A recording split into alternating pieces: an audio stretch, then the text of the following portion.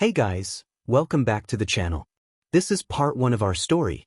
If you like this what if story and want to see part 2, let me know in the comments below. Before we start, don't forget to like, subscribe, and share this video with your friends. Also, check the description for more great content and my playlist. This story was posted by ThatGuyMax on Wattpad. Now let's start. A young 𝗀𝗃 stood before the burning building, a former orphanage, now consumed by flames. The cause of the fire was unknown, as was the number of lives it had claimed. Tragically, the building was old and primarily constructed of wood, leaving no hope of salvaging it. The only reason firefighters and heroes had been able to respond was thanks to an advanced fire detection system installed during an upgrade some years ago.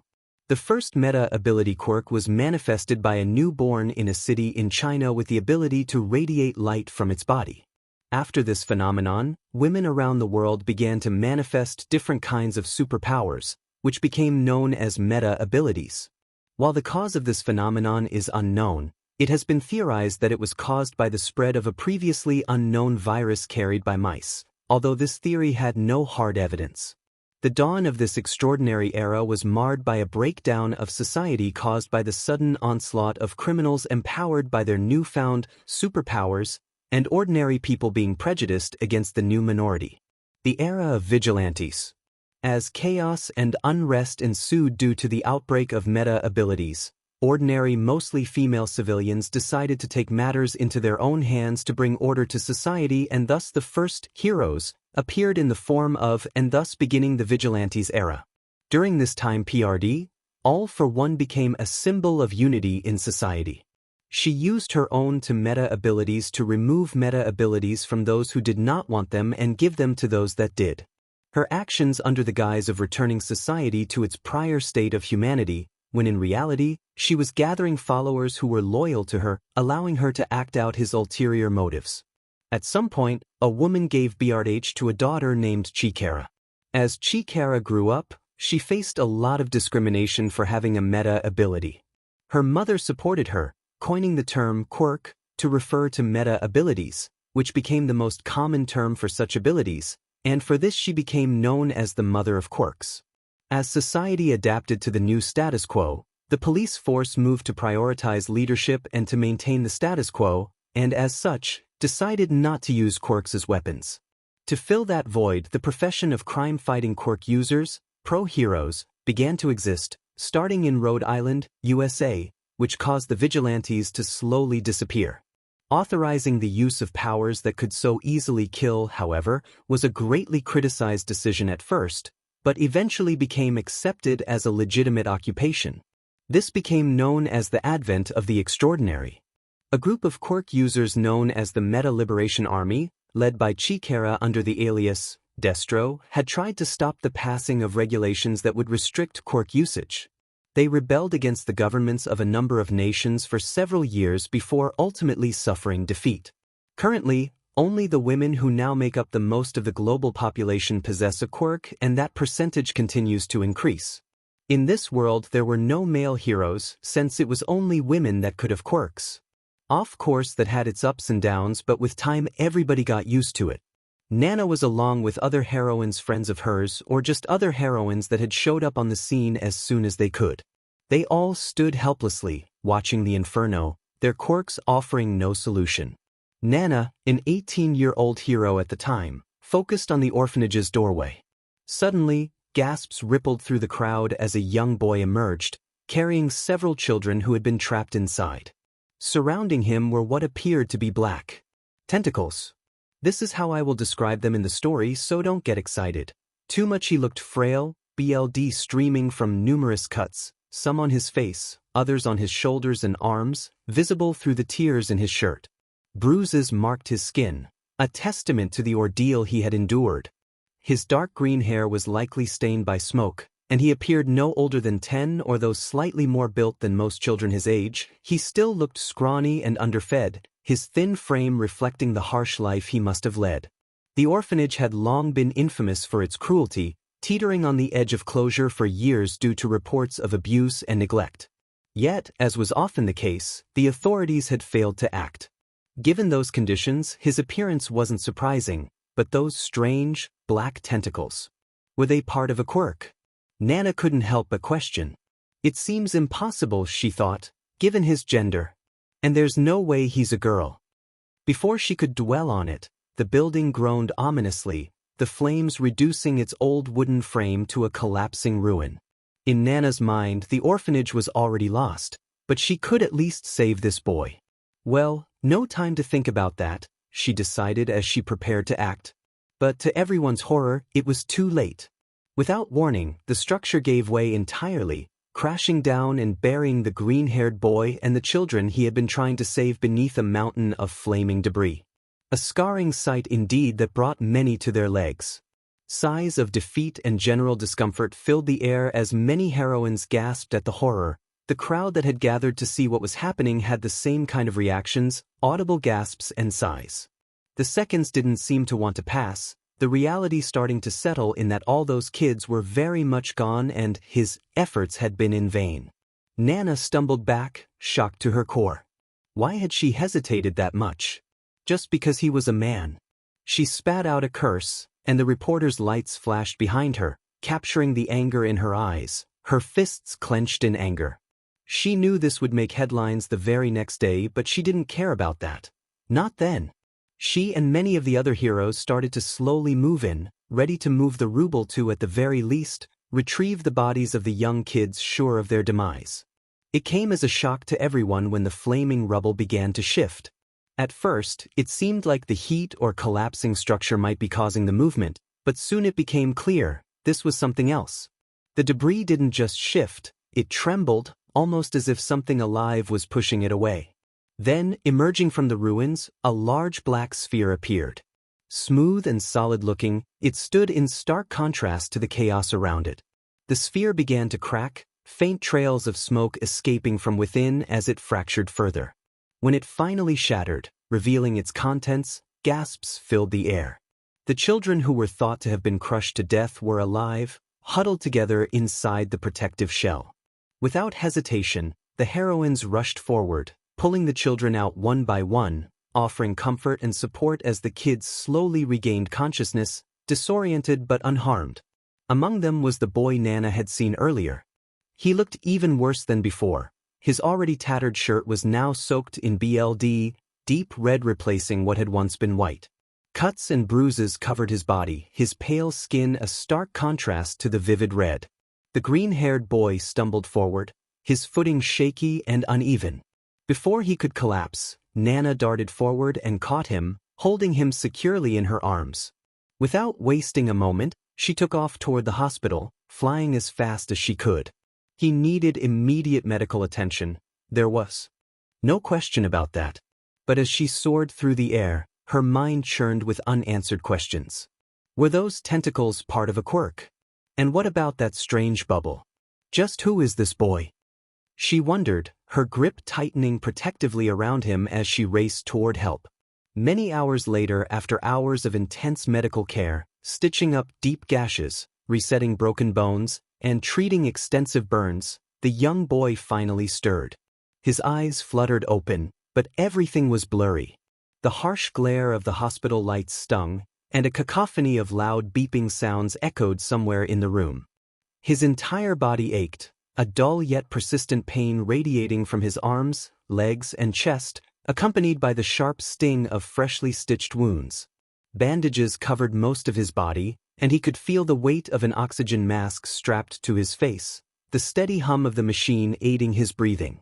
Blinking a few times, he tried to focus on his surroundings.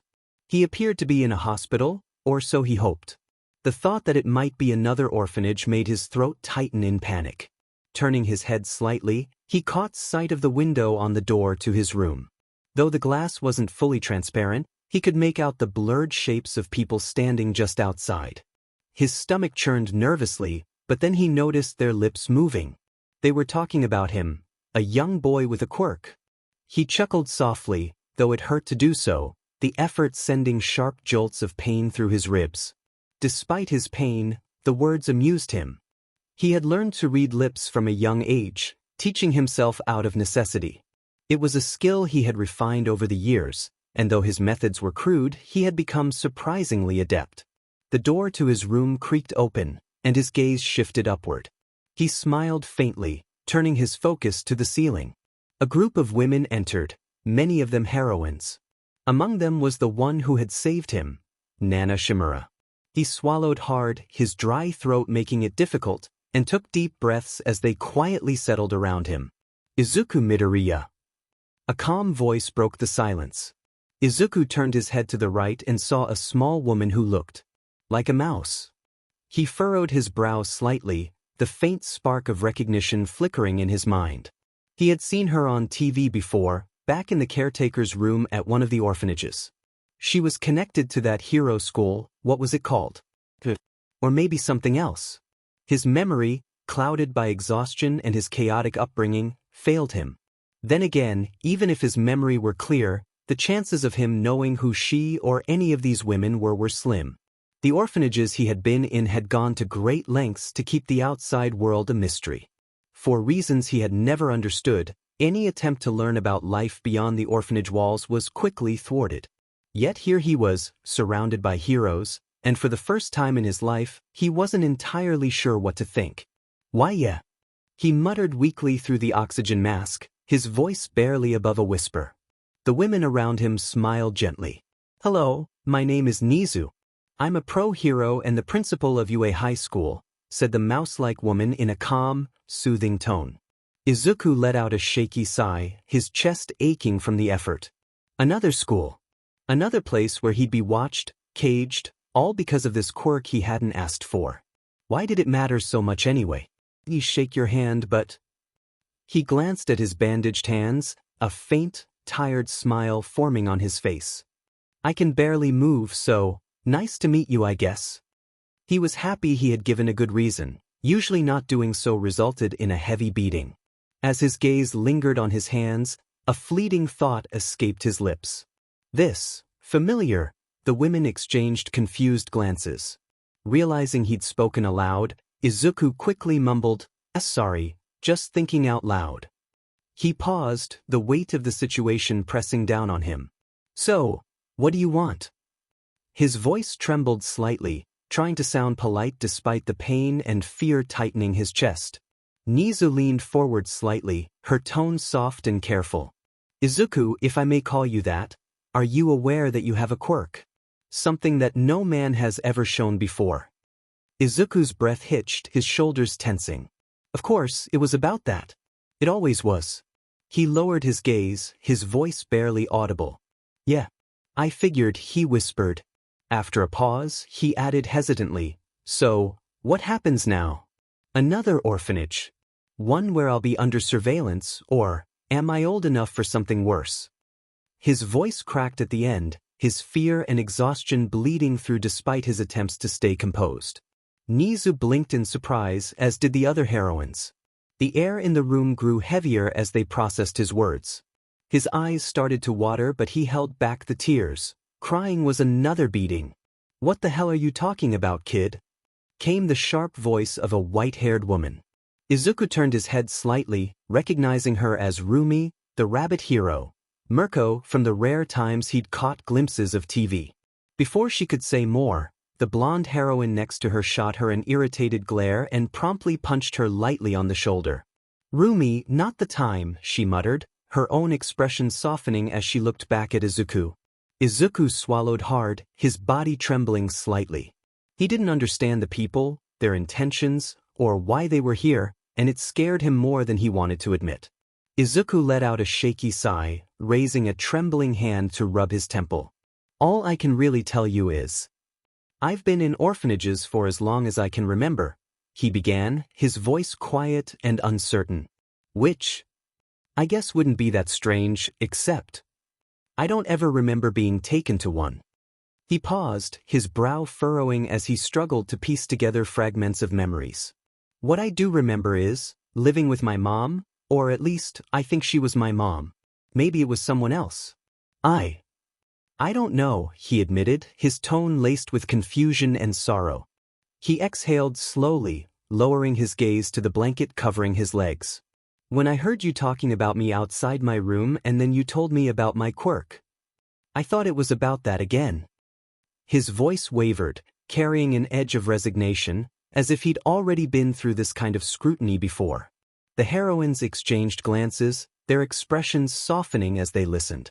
It was clear this young boy carried far more questions, and perhaps scars, than what met the eye. Perhaps another case of an abandoned child, perhaps a horrible experiment, a secret never to be found, or just a very abused little kid. "I'm sorry to be so blunt," 𝐀𝐮𝐬𝐴 began carefully, her tone gentle, "but I need to check your quirk.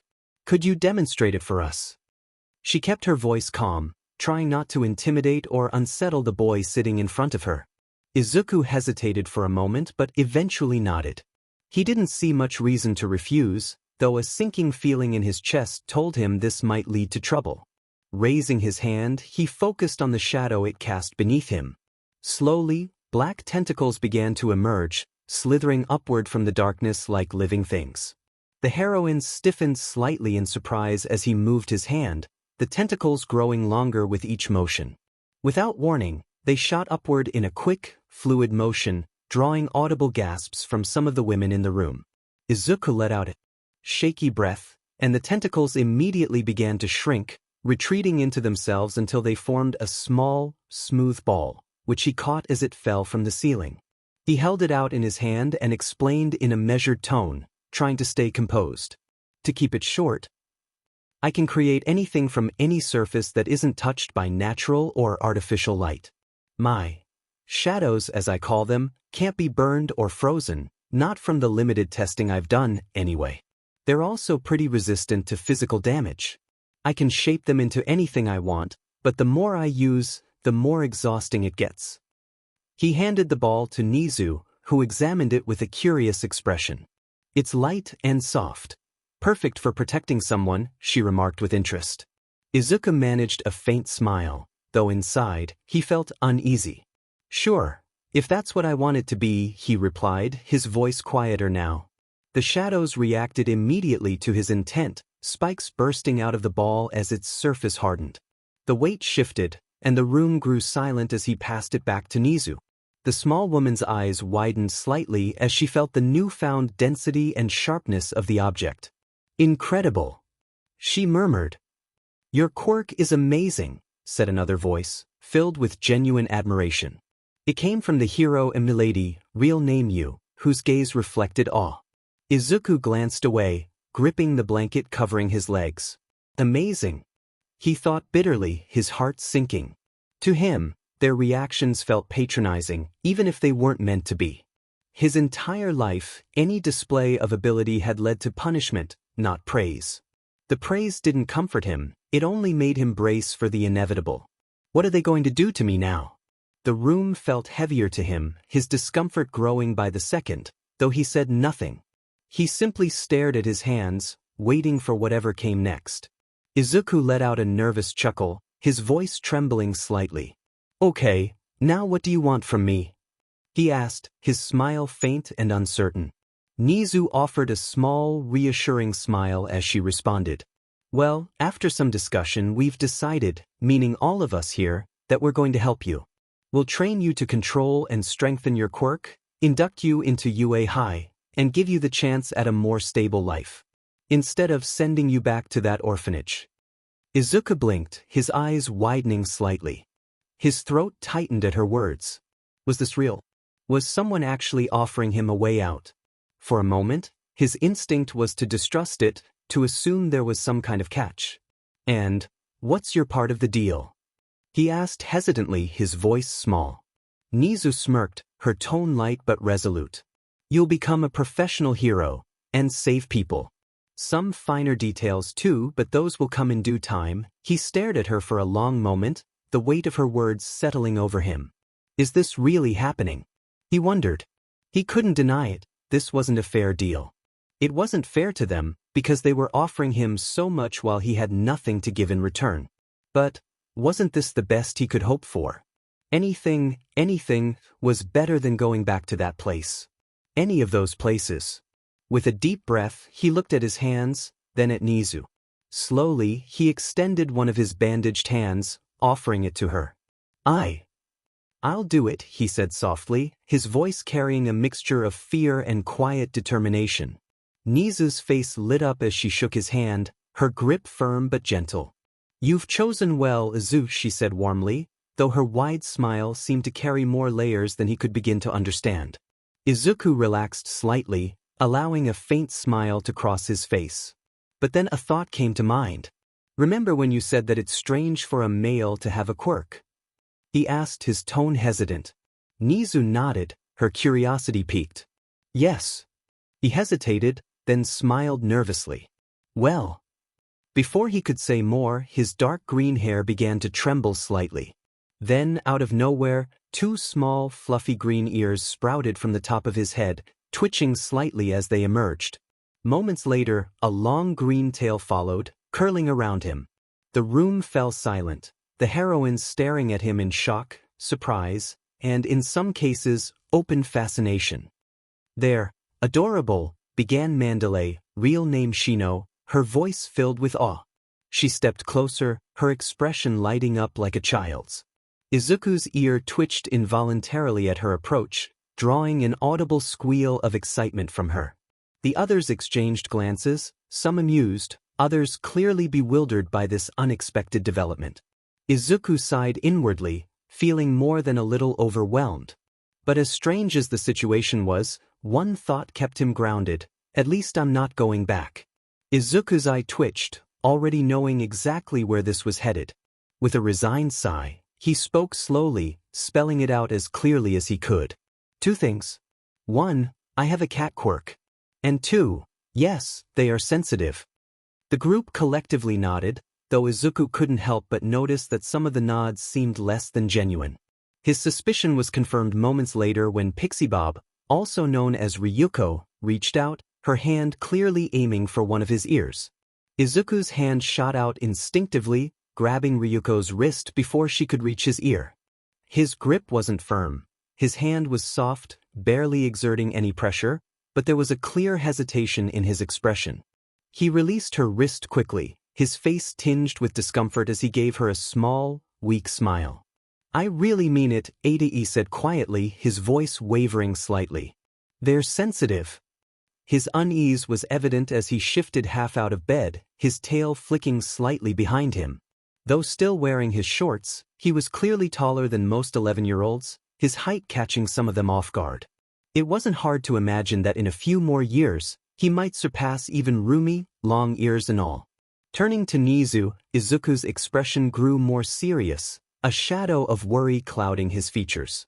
The events of the day flashed through his mind, and he hesitated before speaking. "See, can I ask you something?" 𝐴 murmured, his voice barely above a whisper. 𝐻𝐮𝐴 gave him a small nod of encouragement, and the others leaned in slightly, sensing the weight of his question. "Did?" He paused, swallowing hard as he struggled to get the words out. "Did any of the kids I tried to save survive?" 𝐻𝐮𝐴's expression softened, a small smile spreading across her face, tinged with pride.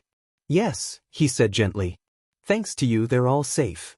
Relief washed over Izuku, and he let out a shaky breath as his shoulders relaxed.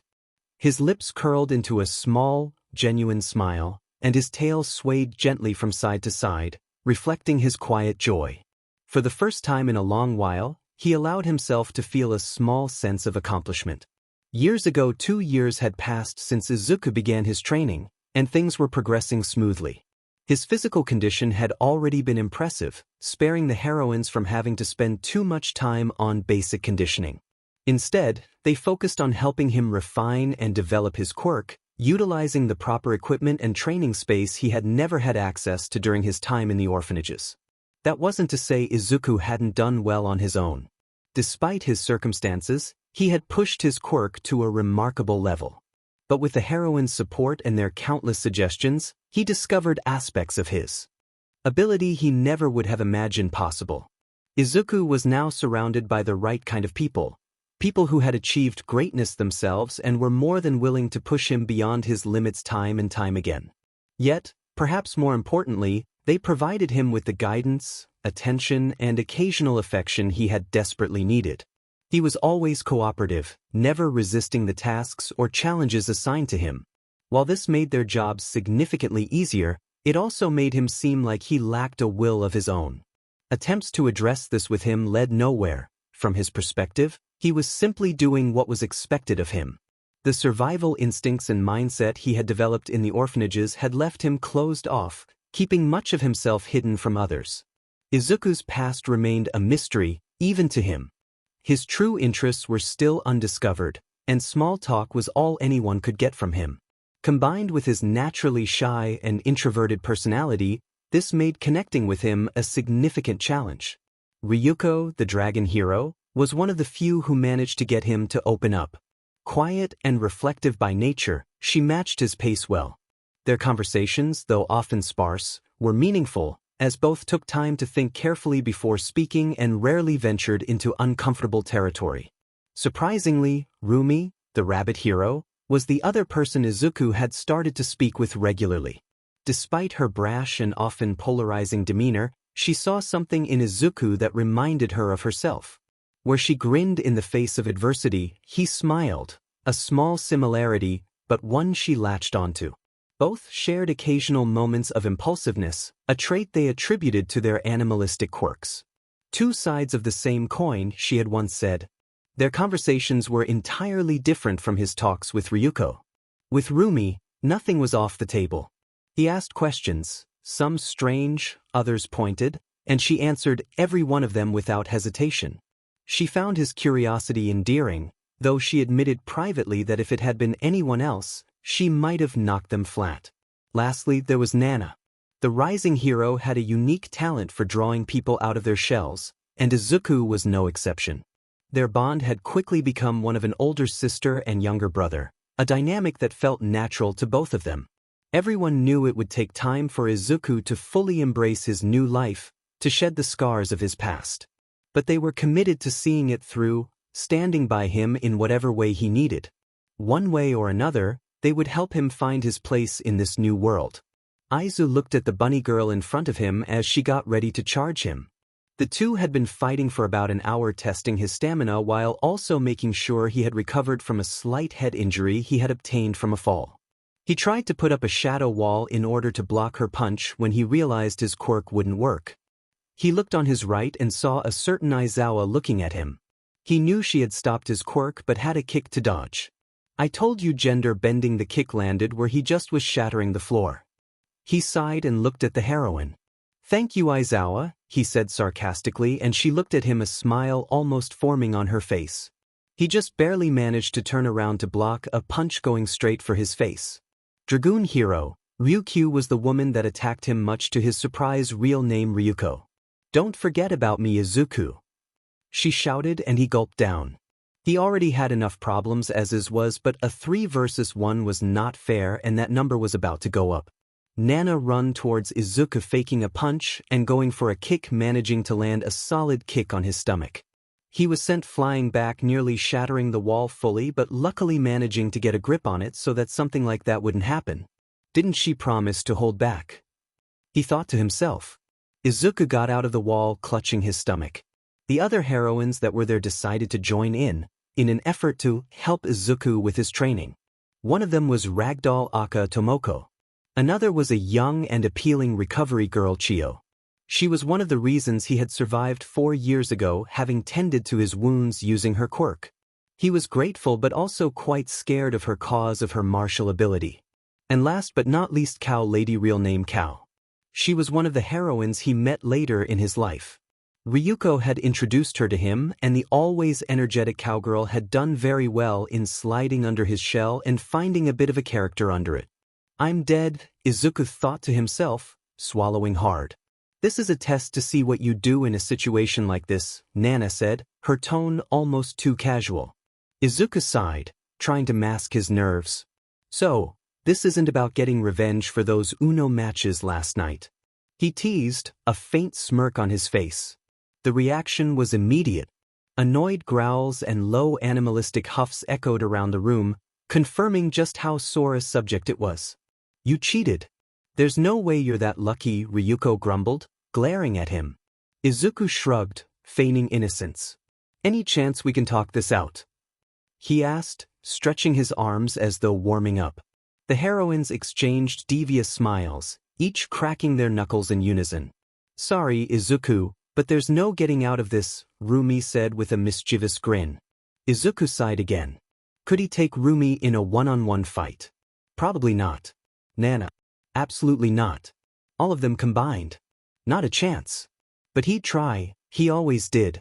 Sorry, he muttered quietly, and the suddenness of his tone caught them off guard.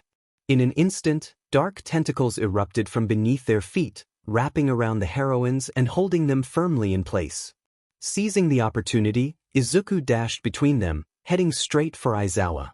She reacted quickly, her white cloths whipping toward him, but he dodged and weaved through her strikes, his movements fast but unsteady. Just as he reached her, she used her quirk, and the tentacles restraining the others dissolved. Izuku managed to land a hit on Aizawa, but the strike lacked power, his momentum already fading. He turned to see the now freed heroines staring him down. He was exhausted, sparring for so long had drained him, and the lingering pain from his earlier head injury wasn't helping. His knees buckled and he fell to the ground, his chest heaving as he struggled to catch his breath. The room spun around him, and for a moment, everything felt like it was slipping out of focus. I guess too much training finally caught up to you, Aizawa said, her voice calm as she got to her feet and took a fighting stance. Who would have thought, huh? Izuku joked weakly, forcing himself back onto his feet. He scanned the room, trying to steel himself. Sorry, Izuku, but we're not stopping, Ryuko said firmly. Izuku smiled faintly, his ears and tail suddenly appearing as he liked a streak of BLD from his lips. Summoning the last of his strength, he dashed toward Recovery Girl, only to be intercepted by Nana and Rumi. He ducked under their punches, countering with 2 quick strikes to their stomachs before darting past them. But they recovered too quickly, and before Izuku could close in on Recovery Girl, 𝐀𝐮𝐿ady grabbed his tail. She attempted to hurl him back, but his tail coiled tightly around her arm, pulling them closer.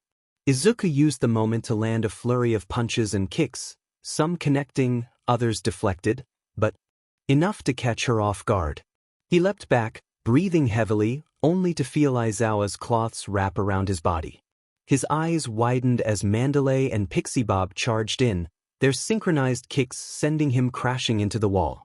Izuku used his shadows to absorb some of the impact, cushioning the blow, but pain still radiated through his body.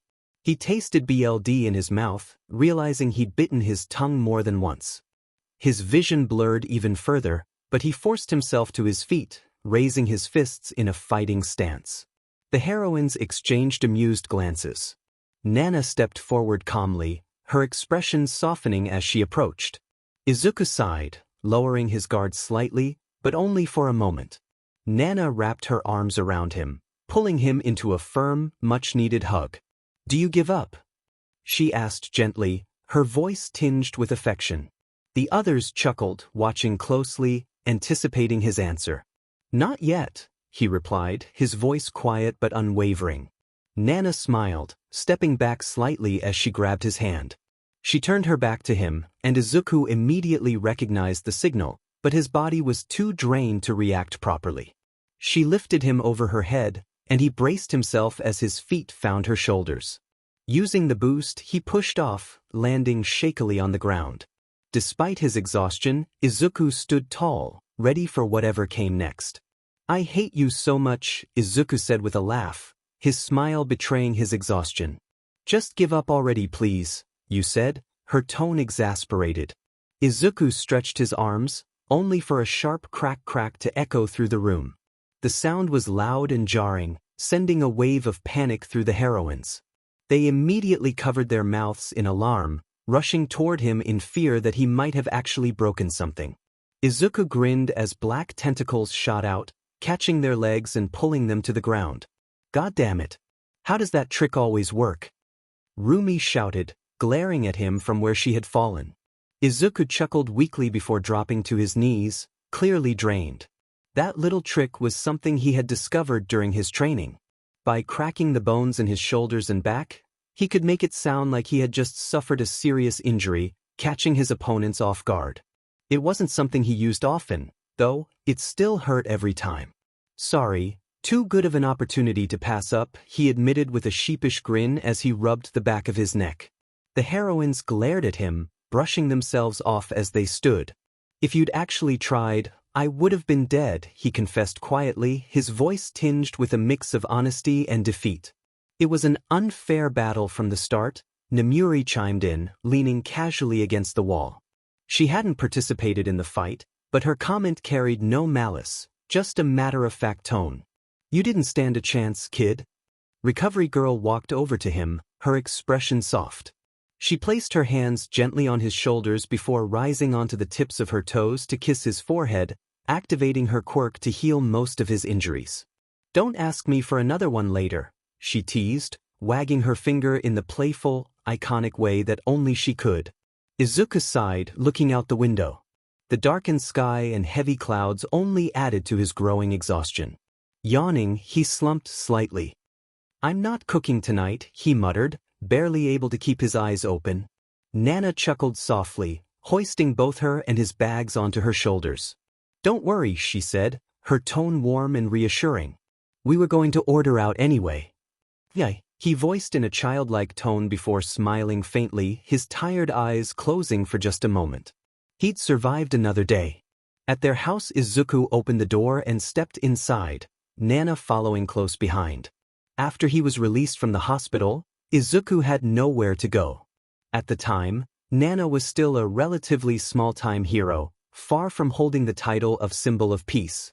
Seeing his situation, she offered to let him move in with her, reasoning that it would go unnoticed by most. With no other options, he agreed, and from that moment, the two began living together. Izuku quickly found that he liked living with her. Nana couldn't cook to save her life, but she more than made up for it by being an incredible roommate and mentor. Over time, he came to see her as an older sister, and the bond between them grew deeper with every passing day. They shared secrets, spent nights watching movies, and played countless board games together. To Izuku, Nana was special. She understood him in ways no one else did, and he wanted to keep it that way. For Nana, Izuku was her escape. Being a hero, even a rising one, was exhausting. Fame came with its perks, but it also drained her in ways few could understand. Coming home to Izuku's warm meals and, for the past year, his warm hugs, had become the highlight of her days.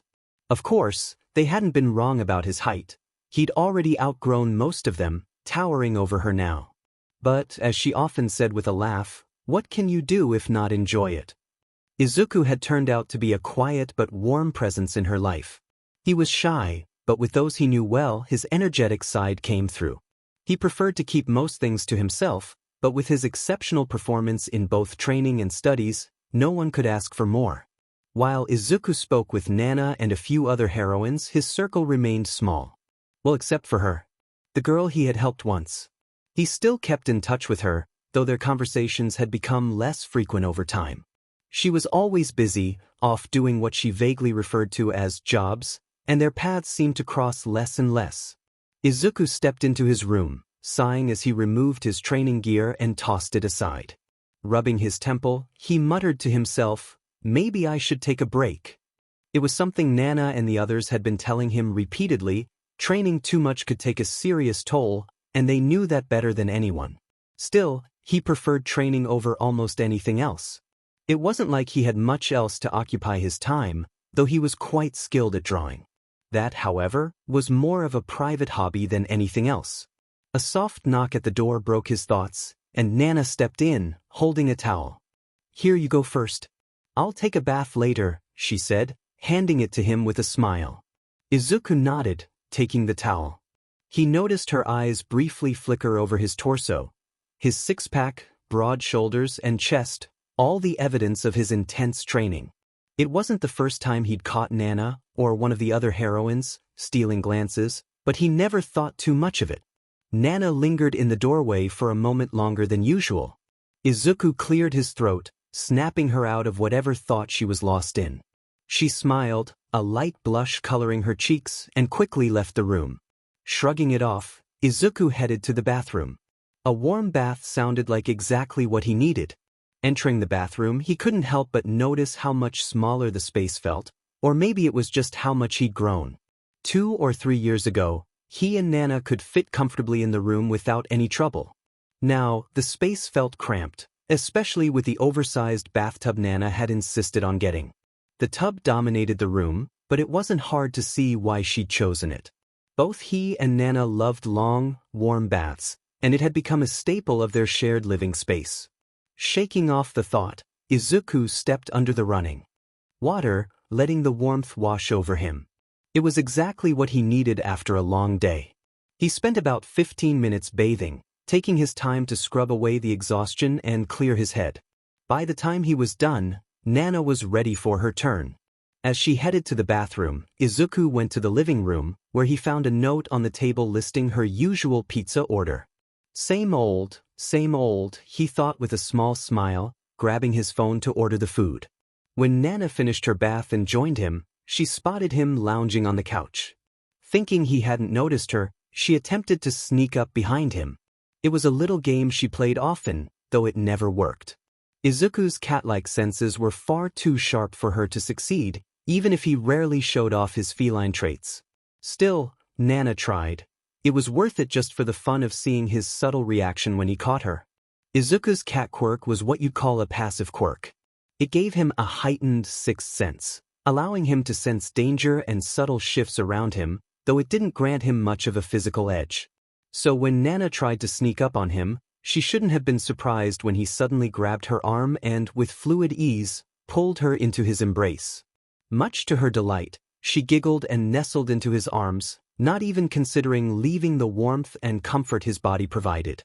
She loved moments like these. His natural warmth was something she couldn't resist. Had the pizza not arrived, she would have happily stayed there for hours, but the doorbell broke the moment, and the two reluctantly pulled away to eat, both starving after his intense training session.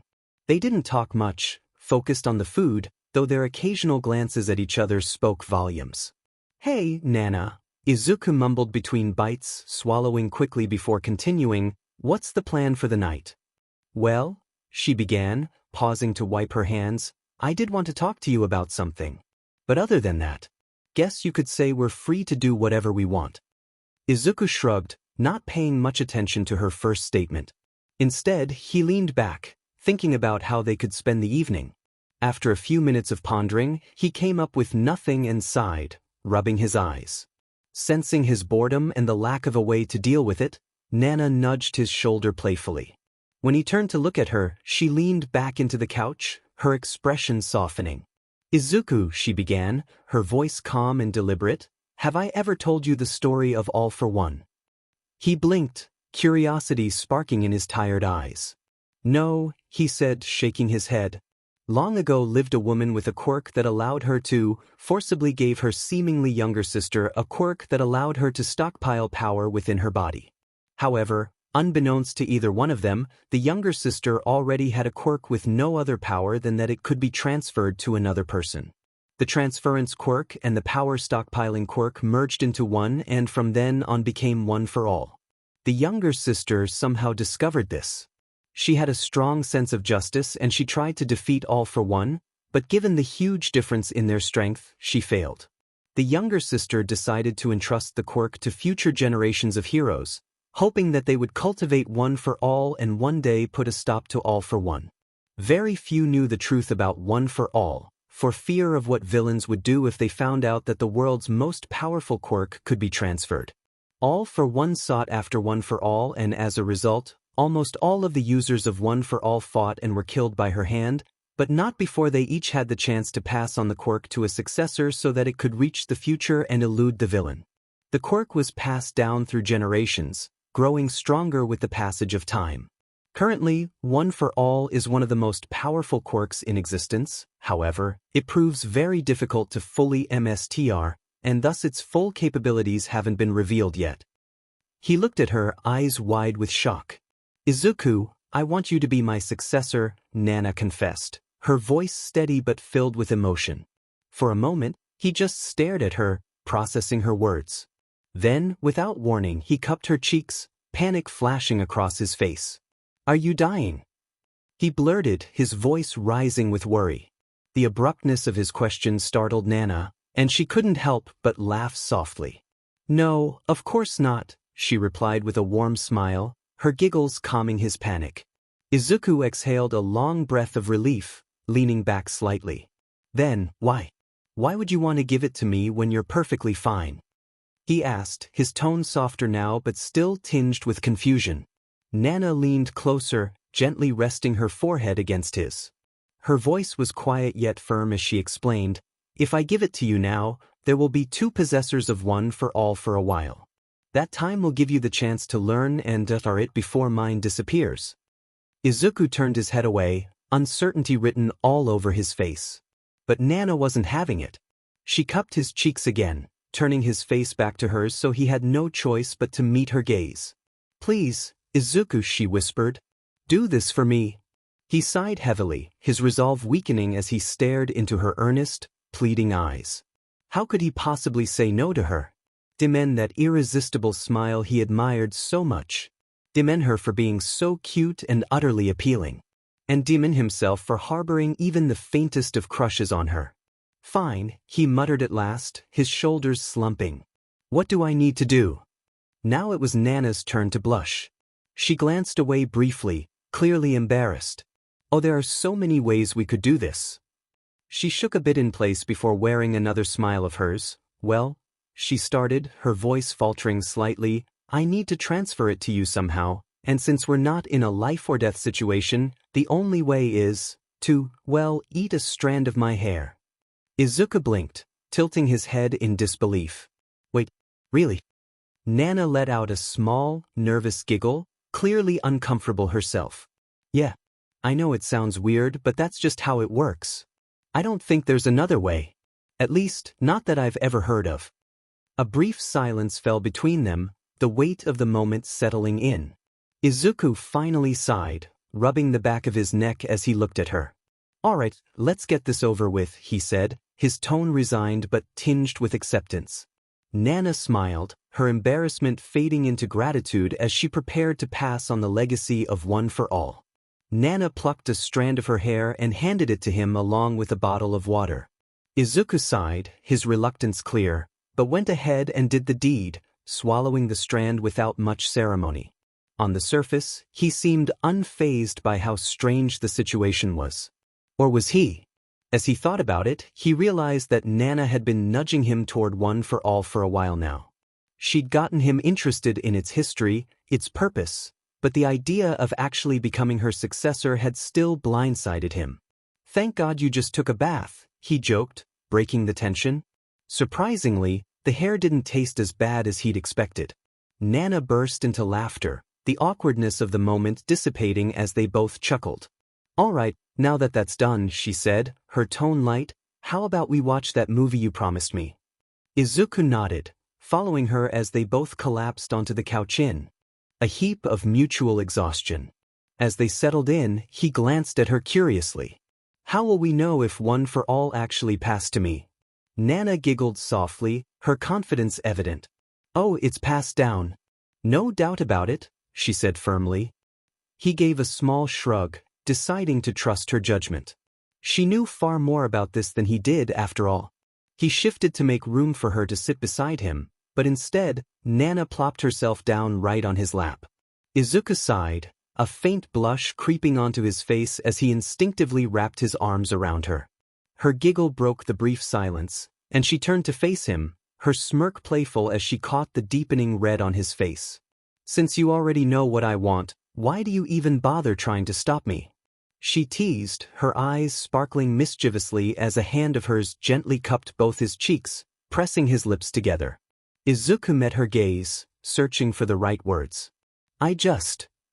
He started, only to trail off, deciding it was better not to provoke her further. He sighed quietly, accepting the situation. Taking his silence as a victory, Nana got comfortable, snuggling into his embrace with a triumphant smirk. The two of them watched the movie in peace, her smile lingering throughout as she enjoyed the warmth he gave her. And, of course, she savored the little victory she could proudly boast about, making him hold her without a single complaint. An hour and something later after the movie ended, the two stretched and went to their rooms. Just as Izuku was about to step into his, Nana grabbed the back of his shirt, pulling him to a halt. He turned, surprised, and saw a faint blush coloring her cheeks. "Just, Nana." he asked, his voice tinged with curiosity. Without meeting his gaze, she gently tugged him toward her room. "Izu, could you sleep with me tonight?" she asked, her voice barely above a whisper, her face flushed with a soft shade of red. Izuku blinked, confused by the request. Why?" he stammered, the question slipping out before he could stop himself.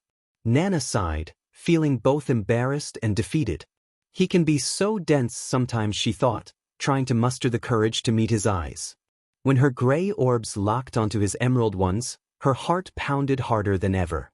For a moment, it felt like the air had been 𝐬𝐮𝐬𝐷 out of the room. Her chest ached, her legs felt weak, and her breath caught in her throat. It wasn't the first time she'd felt like this, but she still couldn't quite name the feeling. "Do you not want to?" she asked softly, her tone carrying just enough vulnerability to make it seem like she was the one at risk of rejection. Izuku gulped, his face reddening further. "No, I wouldn't mind," he replied awkwardly, the words coming out more like a question than an answer. Relieved, Nana led him to her bed. Izuku didn't resist, though his heart felt like it was about to leap out of his chest with every step. They lay down, both nervous in their own ways. Nana inched closer to him, her back pressing gently against his chest. He hesitated for a moment before reluctantly wrapping his arms around her waist, his touch cautious but warm. It wasn't the first time they'd shared a bed. They'd done this before, mostly after Izuku's nightmares, a lingering reminder of the trauma he carried from his past. But tonight, it felt different, unspoken, unfamiliar, and yet oddly comforting. With the added change that he was the one holding her this time. "You're really warm, Izuku," she murmured with a light yawn, her voice soft and sleepy. He chuckled quietly, trying to ease the tension in his chest. "And you smell wonderful," he said, hoping to make her feel more at ease. Nana giggled, a sound that made his heart skip. "I'm glad," she replied. "Otherwise, that bath would have been a waste." She closed her eyes, quickly succumbing to sleep in the safety of his embrace. Izuku watched her for a moment, his gaze softening as he took in her peaceful expression. "Nothing you ever do will be a waste," he whispered, not realizing that she heard him. With that, his own eyes grew heavy, and he soon drifted off, the two of them finding quiet solace in each other's presence. Yes, of course it will be fine. Of course he will help you. Okay, talk to you later. Bye." Nana put down her cell phone, a smile slowly creeping across her face as she called out, "Izu, could you please come here for a bit? I need to talk to you." Her sweet voice echoed through the halls of their house. Izuku was in the kitchen, pouring himself a glass of water when he heard her call. He placed the bottle back in the fridge and casually walked over to the living room. Nana was sitting on the couch, wearing blue jeans and a white top, her hands fiddling with the remote. "Yes, Nana?" he asked rather bluntly as she turned to face him. "Could you please sit down for a sec?" she requested, patting the seat next to her. He quickly obliged, hopping over the back of the couch to sit beside her. "Anything wrong?" he inquired, noticing the way she glanced at her phone before meeting his gaze. "Well, you see, Nomiuri had an accident at work and hurt her ankle," she explained. Izuku tilted his head slightly. "Oh, she okay? Nomiuri isn't really used to injuries and the such," he asked, concern evident in his voice. Nana smiled softly. It warmed her heart to see how he always worried about them, even when he didn't have to. Yes, they had dangerous jobs, and yes, anything could happen, but sometimes life was just a straight line with no unexpected turns. "Don't worry, Izuku, she's fine. It's just that she can't move around her house under doctor's orders," she reassured him. His shoulders relaxed, a slight smile forming on his face. "I'm guessing when you say doctor's orders, you mean 𝐀𝐮𝐭𝐡𝐨𝐫's orders." He joked, making Nana chuckle. Anyone who had been a hero or a patient at 𝐀𝐮𝐭𝐡𝐨𝐫's hospital knew how strict her directives could be. Exactly. So, to make sure Nomiuri doesn't overdo it, she wanted someone to help her around the house and handle most of the chores, she said. As Izuku pieced everything together, a knowing smile spread across his face. "So, I'm guessing you want me to go," he said, taking a shot in the dark. She nodded. "I personally want to have you all to myself, But I suppose I can let her borrow you for a few days, she replied, her voice taking on a slightly hasty tone that sounded almost jealous. The young man paused, trying to process what she had just said. He wasn't really sure if he had even heard her right and couldn't really decipher the face she was putting on either. Izuku felt his cheeks warm as she grabbed his hand, pulling him a little closer. "You are mine, aren't you?" she asked, pausing ever so slightly between the words. Both her hands cupped his cheeks, her fingers disappearing into the green mess he called his hair. I don't know what you mean by that, he stammered honestly, causing Nana to giggle as she leaned in closer than before. "Oh, nothing. Just the ramblings of a tired heroine," she said playfully, giving him a quick peck on the cheek before standing up to stretch. His eyes were almost glued to her form, adding to his blush as he let a few thoughts linger. "Well, I'm sure Namuri will want something for dinner, so you'd better get going," she said, quickly leaving the room with a blush spreading across her own face. It took Izuku a minute to recover, and even after he did, his mind was still swimming with questions. Yet, along with the confusion, there was a warmth that enveloped his heart. He was puzzled but, in a way, happy. At Namuri's house. It took Izuku about 10 minutes to reach Namuri's house. He'd taken a longer route than necessary, enjoying the cool air and the peaceful calm of the outside world. When he finally reached her front steps, he bounded up and knocked on the door. Silence. Frowning, he knocked again, waiting a few seconds longer this time. Then it hit him. She's hurt. Getting up to answer the door might be painful for her. His mind raced for a moment, unsure of what to do, when the door suddenly creaked open, revealing Namuri standing there. She looked tired, but there was a quiet calm in her expression. "Oh, Namuri," Izuku said, caught off guard, as though she had come to visit him. "Hey Izu. You got here faster than I thought," she replied, a faint blush rising to her cheeks as she peeked out from behind the door. The two of them stood there for a brief moment, both frozen in place, their blushes deepening as the silence grew more awkward. Fortunately, a gray cat nuzzled against Izuku's foot, its loud purring cutting through the tension. "Hey, Sushi. How've you been?" Izuku asked, crouching down to scratch the cat's chin, his voice soft and fond as if expecting a response. Namuri's small smile returned as she watched the scene, but her attention quickly shifted back to the matter at hand. Izu. I'm going to go change. Could you come inside and just look the other way until I'm done?" Her words tumbled out quickly, her face growing redder. Izuku nodded and stepped inside, picking up the cat effortlessly as it tugged at the laces of his shoes. Sushi settled contentedly in his arms, purring even louder as Namuri closed the door behind him, still keeping herself hidden. "Okay, now turn around, unless," her voice dropped to a teasing whisper as she pressed herself lightly against his back, her breath brushing his ear.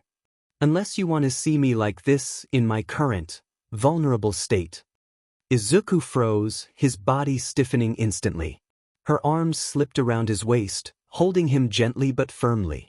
"Come on, Izu dear, wouldn't you like to turn around and use that strong body of yours to do whatever you wanted to me?" she purred, playfully biting his earlobe. For a moment, Izuku's mind blanked, his heart pounding wildly in his chest. He wasn't sure where the next words came from, but they slipped out before he could stop them. "Well, I guess it depends on what whatever means." He turned slightly, his hands moving to her waist, not to hold her improperly, but to keep her close enough that he wouldn't accidentally see too much.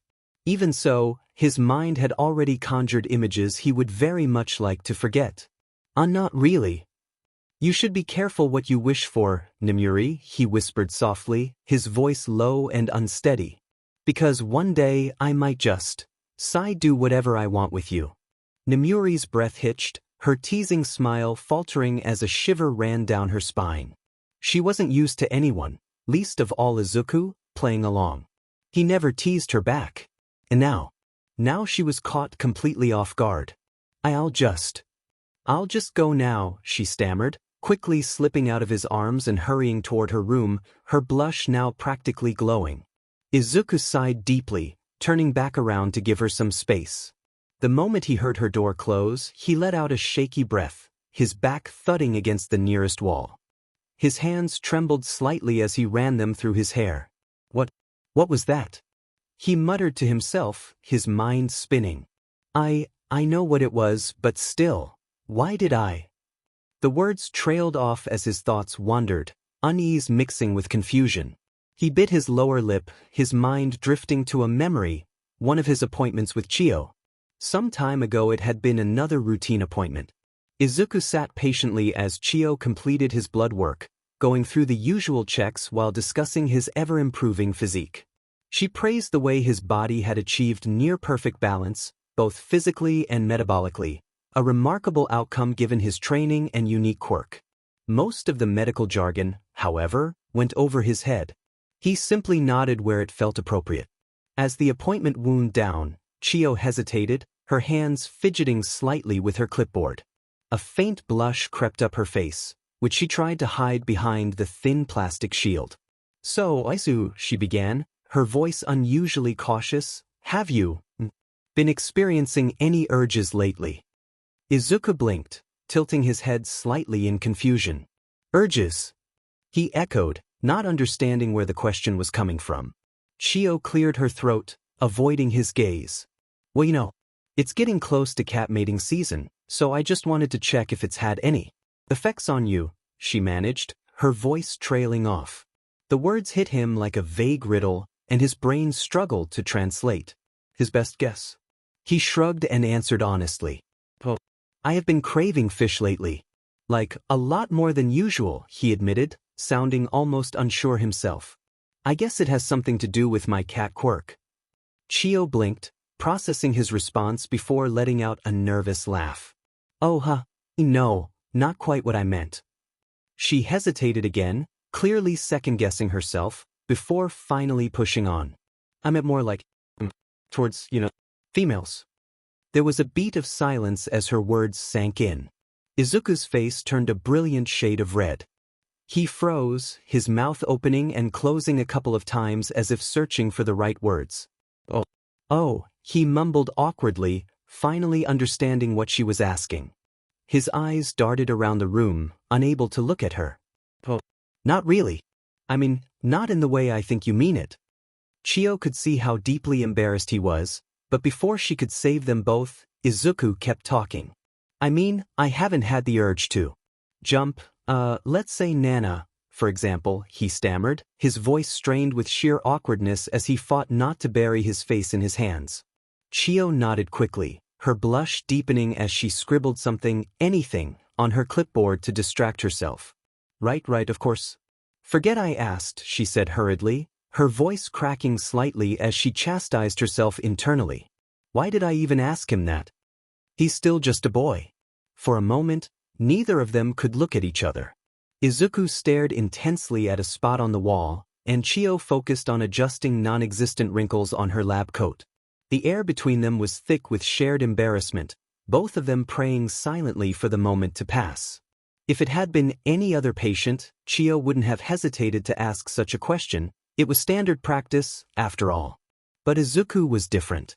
She knew him well enough to understand that if he ever had a real problem, he'd probably never say a word about it. She also knew how dense he could be. Still, she made a mental note to keep an eye on him, just in case. As Izuku drifted deeper into the labyrinth of his thoughts, it wasn't a person who pulled him back to reality. It was a soft, insistent nudge against his arm, followed by a quiet purr. The gray cat, Sushi, stood beside him, its bright eyes peering up as though asking if he was okay. Izuku blinked, jolted out of his trance, and let out a soft sigh of relief.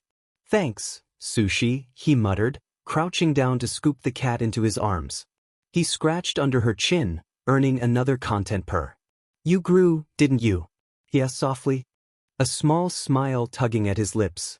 Surprisingly, or maybe not, Sushi tilted her head and gave what looked like a slow nod. Izuku chuckled. Yeah, I thought so. You're getting big, he mused, holding her a little closer. His voice lowered into something gentler, almost as if he was talking to a friend. How have you been? Has Namuri been taking good care of you? Sushi let out a quiet meow, blinking slowly at him. Izuku sighed. That's what I thought. He rested his chin lightly on top of Sushi's head, her soft fur brushing against his face. It gets lonely, doesn't it? It's not her fault, of course, but you have your needs like me, he murmured. The cat shifted in his arms slightly, letting out another soft sound, almost like a sigh. It wasn't much, but it felt like an answer. Izuku's gaze softened as he stared at the wall across the room. Yeah, I get it, he whispered, more to himself than to Sushi. But hey, you've got me now, right?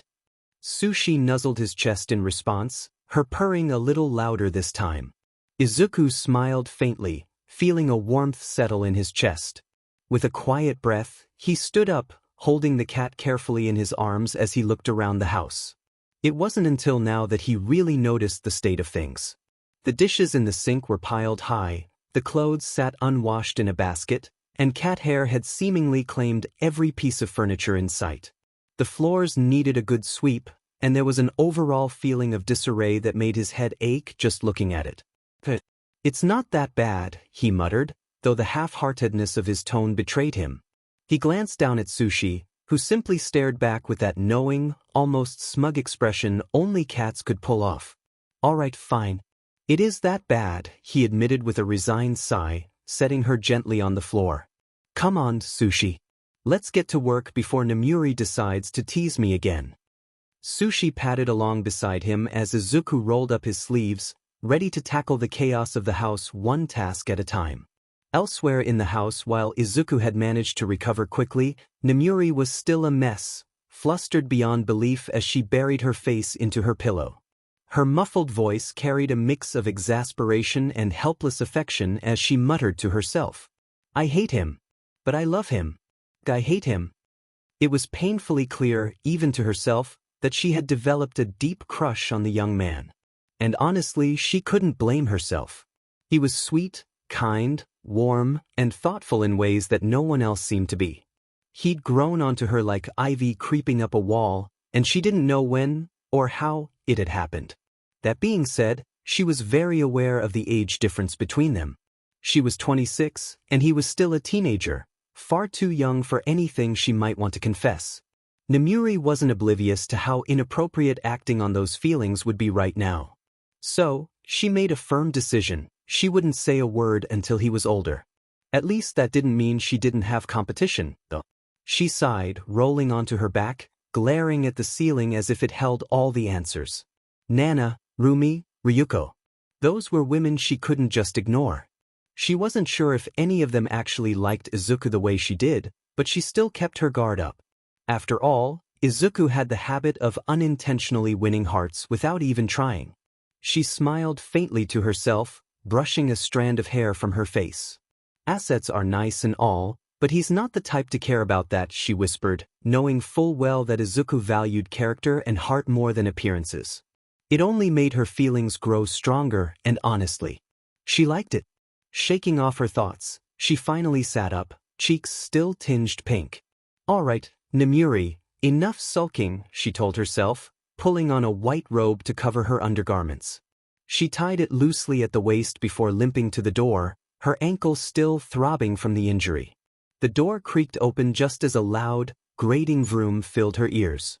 Her eye twitched. Izuku! She called out, and the sound stopped immediately. Izuku's head popped out from around the corner, a sheepish grin on his face. Oh, Namuri. Sorry about that, he said with an easygoing smile.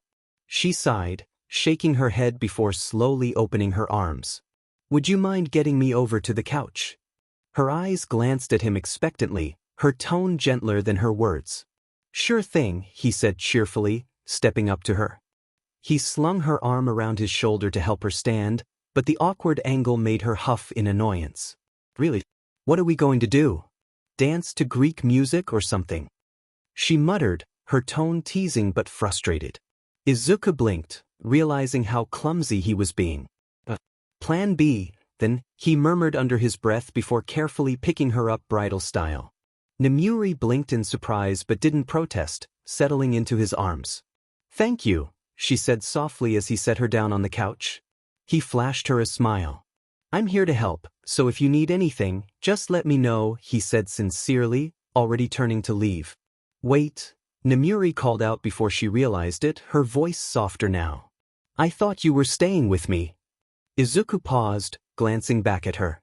She pouted, almost childishly, though her expression was tinged with something deeper, like she was quietly pleading for company.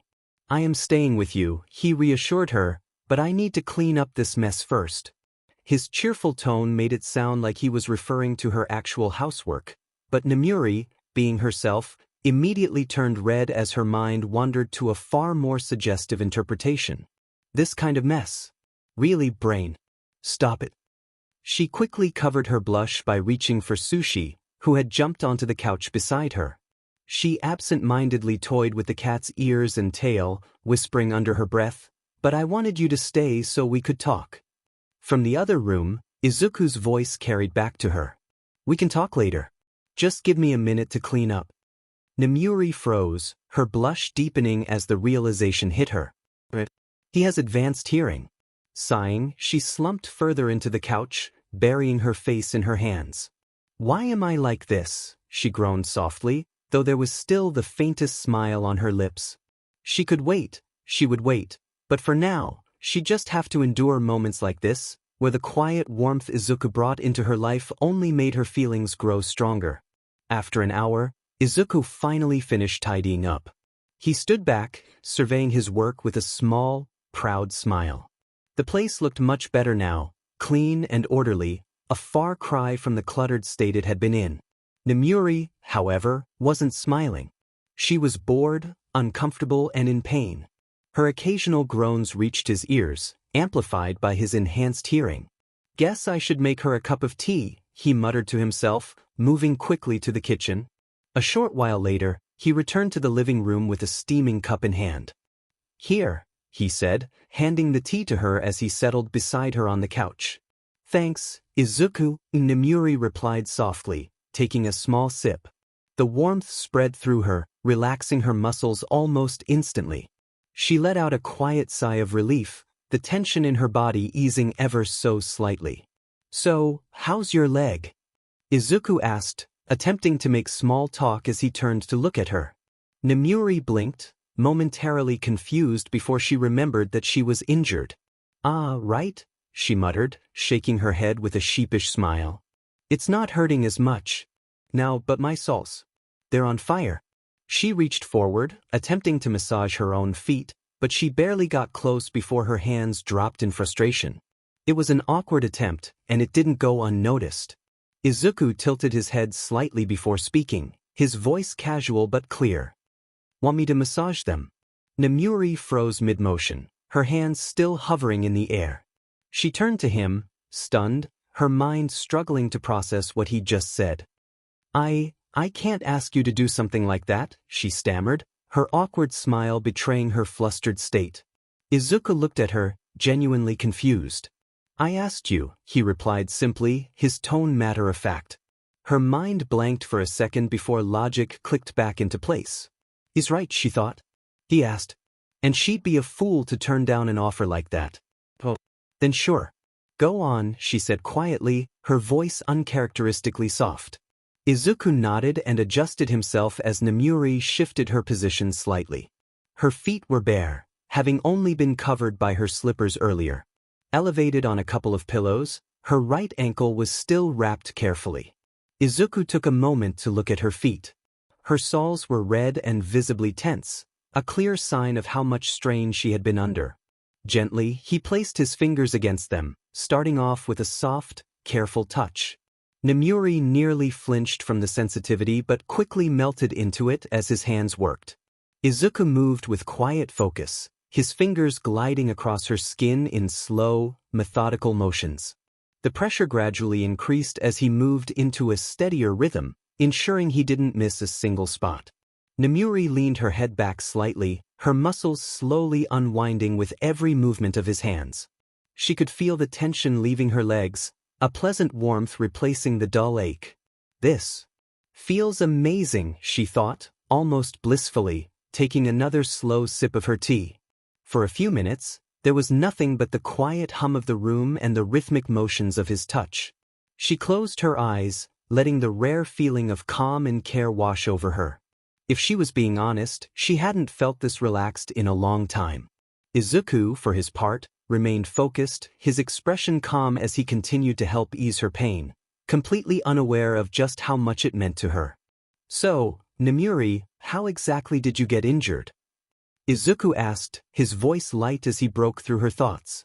Nemuri's cheeks flushed as she glanced away, clearly embarrassed. "It's kind of ridiculous," she admitted with a small sigh. "I was fighting this villain, chasing him around the warehouse we were in.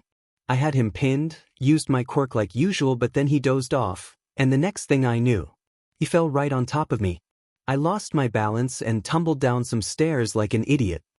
Izuku blinked before letting out a quiet laugh, his eyes glimmering with amusement. "That's definitely something. You know," he began, looking up at her with a small grin, "one time, Cow and I were sparring, and it started pouring rain. She charged at me, but we both slipped. We fell on top of each other, and her horns almost punctured my head. I had to roll off so fast I practically flung myself into a puddle." He rubbed the back of his head sheepishly as Nemuri giggled at the mental image. "So it's not just me then, huh?"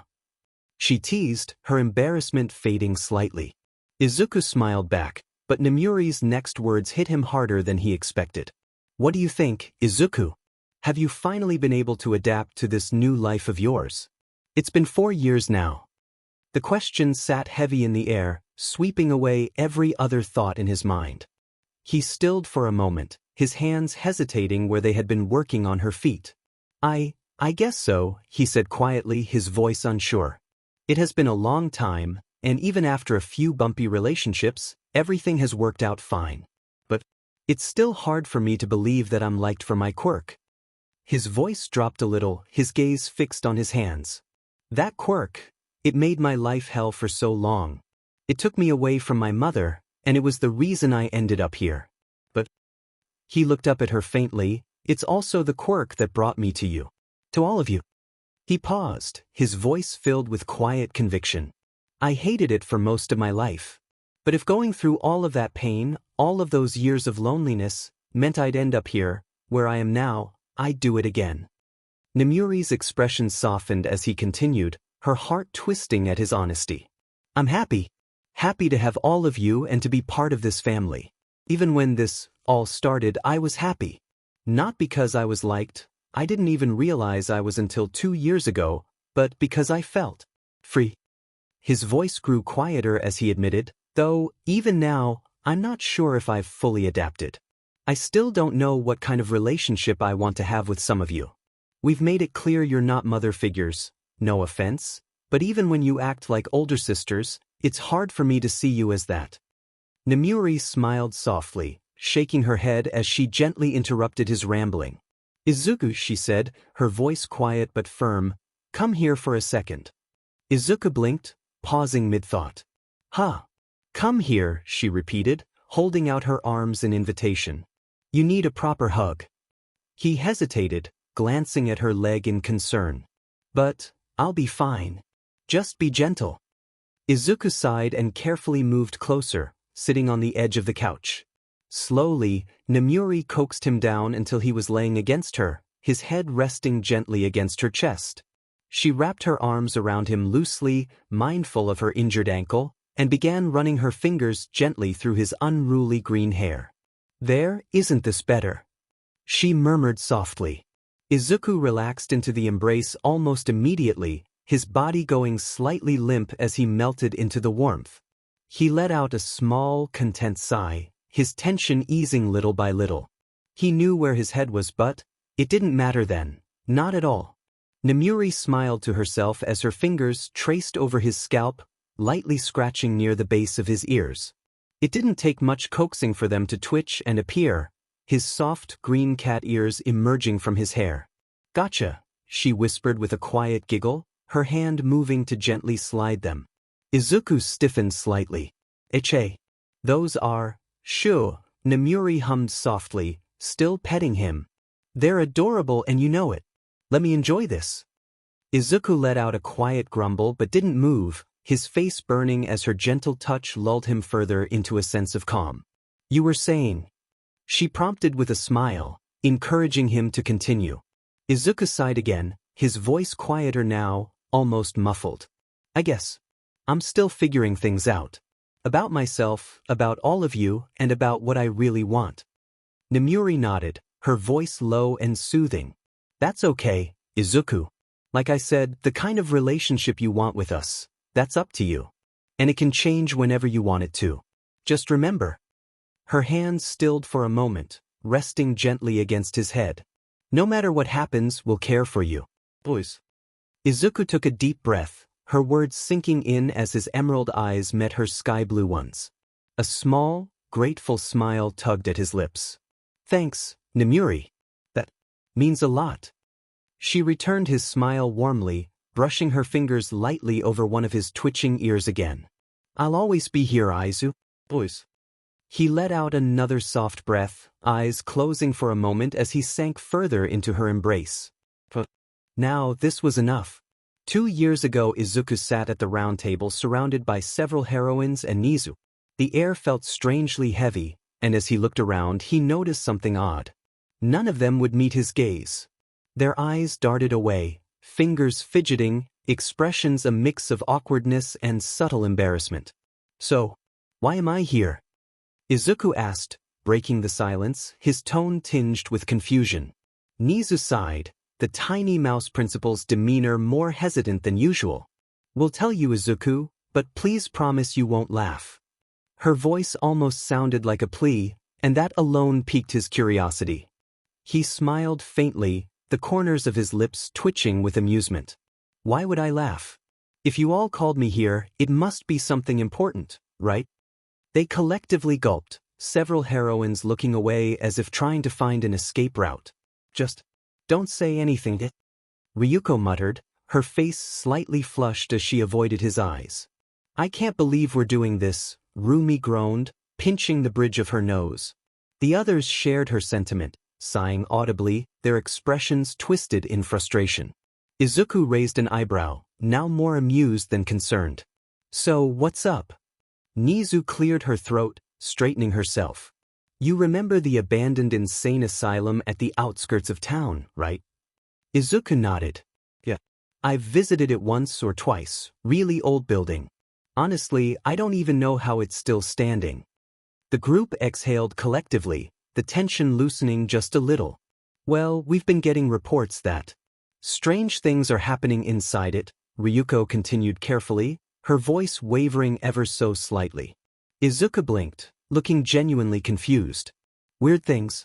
You sure it's not just corny teenagers looking for some privacy? He asked, trying to lighten the mood. Some of the heroines laughed, others giggled or smiled, breaking the awkward tension momentarily. Oh, shut up, 𝐀𝐮𝐭𝐡𝐨𝐫 scoffed, pointing at him with a smirk. You're a teenager yourself. Izuku grinned. A teenager? Sure. But I'm not corny. The room fell silent for a beat before Nomiuri leaned forward, her elbows resting on the table and her chin propped up by her hands. Oh. So if you had the opportunity to sleep with one of us, you wouldn't do it. Her smirk could puncture the iceberg that took down the Titanic, and at that moment it was killing his brain capacity. Izuku froze, blinking rapidly as his brain short-circuited. What? That would be RP, wouldn't it? He stammered, rubbing his neck awkwardly. What if you had consent? You chimed in, her voice uncharacteristically shy, her face bright red. He shook his head, grunts escaping him as if he was having a slide before relaxing, trying to find the meaning in any of this. Why are we talking about this? Izuku thought frantically. Still, he sighed, trying to dig himself out of the hole. Even if I did, that wouldn't mean I'm corny, would it? He countered, resting back in his chair, face still very much red. Nomiuri sat back with a sly grin. I suppose not. Still, you can't ever be certain, Ryuko quickly coughed to break the awkward silence, her blush intensifying. How about we get back to the real topic? Everyone nodded in agreement, eager to move on. So, you continued, when we went to investigate the asylum, we found things we can't quite explain. Izuku leaned forward, resting his chin on his arms, his expression serious now. Go on. The heroines shifted uncomfortably, sweat forming on their necks. Rumi bit her lip, her face stiff with frustration. Please don't laugh. Please, for the love of everything, don't laugh. Nemuri finally spoke up, her voice just above a whisper. Izuku, we seriously think it's haunted. For a second, silence filled the room. And then it happened. Izuku barely held it in at first, a stifled snort quickly turning into a burst of laughter. It's haunted. You've got to be kidding me. He wheezed, clutching his stomach as he doubled over in his chair. Aizu, we told you not to laugh. Rumi shouted, her face a mix of anger and embarrassment. He tried to compose himself, but the image of the world-famous heroines being scared of ghosts was just too much. Oh God, you're serious? He managed between fits of laughter. You, the amazing heroines want me to investigate because you're scared. The heroines glared at him, their faces a mixture of frustration and deepening blushes. Brat, Rumi grumbled under her breath. Stupid Aizu, Nana muttered, arms crossed tightly. In you Aizu, Nemuri added, looking off to the side with a pout. Izuku wiped tears of laughter from his eyes, realizing a little too late that he had probably gone too far. Sighing, he raised his hands in surrender. Sorry, I didn't mean to make fun of you. Just ghosts? He asked, waiting to see if they would go against it, but it was the best they had. He shook his head, huffing a smile before nodding. To make amends, he manifested several shadowy arms from the floor and placed them gently on their shoulders as a gesture of comfort. It had the opposite effect. Aizu, for the love of everything. Cow shouted, practically jumping out of her seat. The heroines jolted upright, all of them startled as they stared at the black tendrils. That was supposed to comfort you, Izuku muttered, raising his hands defensively.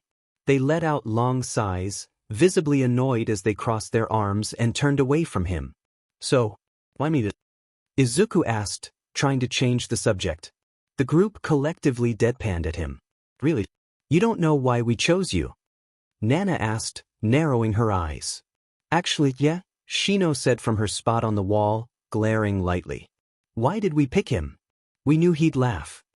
Aizawa finally chimed in, her voice calm. Because, after spending so much time with you, we've realized that you're not easily scared. Not easily scared. Izuku repeated, clearly puzzled. Before he could ask further, Nana came up behind him and tried to shake him from behind in a weak attempt to startle him. It failed miserably. You do realize darkness is my domain, right? Izuku deadpanned, turning to look at her. Nana smiled slyly. Exactly. Which means you'll have no problem going in there alone. In the dark. With no one to talk to. Ms. Joke grinned mischievously. You'll be perfect for it. Izuku sighed, leaning back in his chair. I really can't believe this. Also, horror movies don't seem to scare you. Nana chimed in, suddenly wrapping her arms around Izuku from behind. Her playful grip caught him off guard, and he froze for a moment, his cheeks tinting pink. He exhaled through his nose, trying to suppress his embarrassment. Those are boring, not scary, he replied simply, his tone flat but resolute. The room collectively shivered at his words, the memory of that night flashing through their minds. It had been a harmless idea, or so they'd thought. Nana, who claimed she didn't like horror movies but insisted she watched them for the thrill, had teamed up with Izuku, who, to everyone's bafflement, didn't seem to feel fear at all when it came to fake scares. They had dragged the rest of the heroines into a horror movie marathon, promising it would be fun. It had been anything but. The first movie had gone well enough. Most of them watched it with a thin veneer of confidence, arms crossed and expressions neutral, as though daring each other to show weakness. But by the second movie, they were a mess, shivering, mumbling, and huddled together like scared children. Rumi had been the loudest in her denial, insisting she wasn't scared, just annoyed by the cheap jump scares. Ryuko quietly blamed her nerves on bad lighting. Nemuri had flat out fallen asleep, though everyone suspected she was just pretending. Even Shino, who usually kept her cool, hadn't said a word after the second film started, clinging to a pillow like it was her lifeline. Izuku, meanwhile, had watched with mild disinterest, occasionally throwing out comments like, "Why'd they go into the basement? That's so dumb." Nana had laughed along, though even she had gripped his arm tightly when things got too tense. It baffled him to this day. How could these women, strong, fearless heroines who faced life-and-death battles almost daily, be so unnerved by something so fake? He supposed it was one of life's little ironies. Then again, he had spent years living in dim, poorly lit buildings full of strange sounds and unsettling people. Compared to that, horror movies were nothing more than cheap entertainment. Izuku sighed, snapping out of his thoughts, and turned around in Nana's hold, her arms still loosely draped over him. "Should we get going?" he asked, looking into her gray eyes. Nana smiled and nodded, giving his hand a quick tug as she grabbed it. "Yeah, let's go," she said brightly, already pulling him toward the door. "Wait," Ryuko started, reaching out toward them. But it was too late. The pair had already dashed out of the room, leaving the rest of the group behind. The heroines stared at each other for a moment, all wearing similar expressions of disbelief. "They're too fast," muttered Shino, shaking her head with a small sigh. "They're always like this," Nemuri added with a groan, folding her arms. Rumi cracked her knuckles, her teeth gritted. "𝐶𝐮𝐬𝐴, they're gonna make us run after them, aren't they?" The others collectively sighed, already accepting their fate. No matter how much they'd trained or how much faster they'd grown, there was something about Izuku and Nana's combined energy that made them impossible to keep up with. Still, they didn't hesitate for long. "Come on," Ryuko said, her voice resigned but warm. "Let's catch up before those two get into trouble." Minutes later, Izuku stood before the abandoned asylum, his gaze fixed on the dilapidated building. To anyone else, it might have seemed ominous, foreboding even. To him it just looked boring. Yet his gut churned, a quiet nervousness creeping through him. The lack of civilians on site did nothing to ease his nerves. Instead, the policewomen and heroines standing around made him feel oddly out of place, their hushed glances only adding to the tension. Why are there so many people here? He thought, his shyness making his shoulders tense. He shifted uneasily as he felt their eyes on him, a silent question lingering in the air. Who is he? To them, there were no men with quirks, so why was he here? The sound of hurried footsteps pulled him from his thoughts as the rest of the heroines caught up. Nana was already there next to him, followed by Ryuko, who immediately sidled up next to him as well. "It's got a scary aura to it, doesn't it?" Ryuko smirked, trying to lighten the mood. Izuku swallowed hard, looking at the building. I guess," he muttered, his voice quiet as his anxiety gnawed at him. The feeling of so many eyes on him made him stiffen further. Nana gently nudged his shoulder, snapping him out of it. "You okay, Izu?" He blinked and exhaled. "Yeah. Just spaced out," he said, forcing a faint smile. Taking a shaky breath, he walked closer to the asylum, his hands twitching slightly. A policewoman stepped forward, trying to stop him, but Ryuko put a hand on her shoulder. "Let him," she said calmly.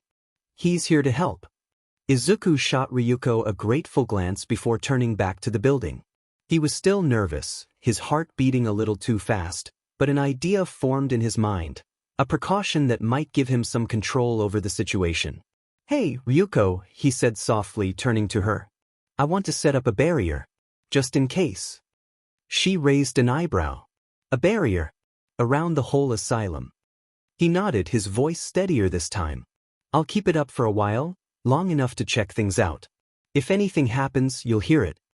Ryuko studied him for a moment, then smiled reassuringly. "Good idea. Go for it." Izuku exhaled again, more controlled this time. With a small smile, he slowly raised his hand. Black beams shot up from the ground, drawing surprised gasps from those watching. Ryuko tracked their source, the shadows of a nearby tree, a bench, and a trash can. The beams extended toward each other, weaving together in a way that seemed unnatural to those unfamiliar with his quirk. Finally, with a sweeping motion of his hand, they converged, forming a dome-like barrier around the entire building. Izuku turned back to the group, his voice firmer but still carrying traces of unease. "The barrier will hold for about 20 hours.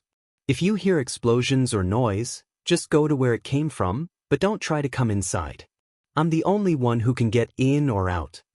He looked at Ryuko and the others pointedly. Got it? The heroines nodded, their seriousness matching his tone. Good, Izuku murmured. With a final glance at Nana and Ryuko, he stepped through the barrier, its shadowy surface rippling as he passed. Inside the asylum, darkness consumed everything. The only sounds were the soft creaks of decaying wood and the faint hum of the wind outside. To anyone else, it would have been pitch black, but for Izuku, the shadows were perfect. Still, he couldn't shake the gnawing discomfort in his chest. His nerves were on edge, and every faint noise made his heart beat a little faster. He stepped cautiously through the empty hallways, his eyes darting from door to door, scanning each shadowy corner. Nothing so far. He whispered to himself, though the tension in his voice betrayed him. As he walked deeper into the building, the sounds grew louder, soft, shifting noises, like whispers carried on the wind. He paused, kneeling on the ground, and placed his hand on the floor. Dark tendrils spread outward from his fingertips, creeping through the building like searching fingers. Nothing. But it's here. I know it's here, he thought, his unease mixing with determination. The longer he stayed, the more confident he became. Whatever was hiding in the asylum would have to face him sooner or later. The minutes dragged on, or at least that's what it felt like to him. Outside, however, time passed much differently. What the hell has he been doing in there for 2 hours? You asked, crossing her arms impatiently.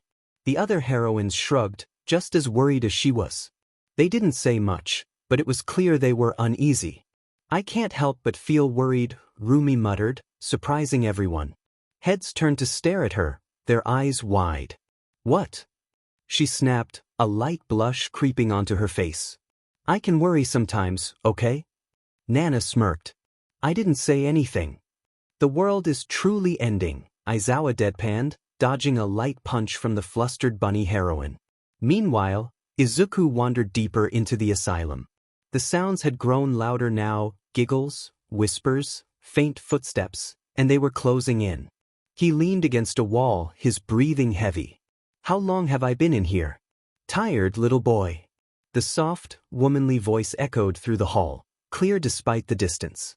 Izuku pushed himself off the wall, his lips curling into a faint smirk as he looked into the shadows. Yeah, maybe. How about you show yourself? A giggle followed, airy and unsettling, yet distant. Izuku's smile didn't falter. What's your quirk? More laughter, still unseen. Thump. Something hit his head, but before it could fully land, black tentacles shot out of the wall, stopping it midair. Can you get scared? He asked suddenly, his voice low and almost taunting. There was a pause, brief but telling. Why do you ask? The voice stammered. Izuku's grin widened. Because I want to show you what real fear is. The woman gasped, startled, as darkness engulfed her world. The walls disappeared, replaced with infinite black. She tried to move, but every path looked the same. Panic set in as she spun around, searching for an escape. What is this? She whispered, her voice trembling. From somewhere behind her came soft, chilling laughter, Izuku's laughter. She turned quickly, but there was nothing. She ran forward, but the ground seemed to stretch endlessly beneath her feet. Please. Let me out, she whimpered, tears forming in her eyes. Outside, the heroines jumped as a woman's terrified scream echoed through the air. Suddenly, the barrier rippled, and a hole opened in its surface.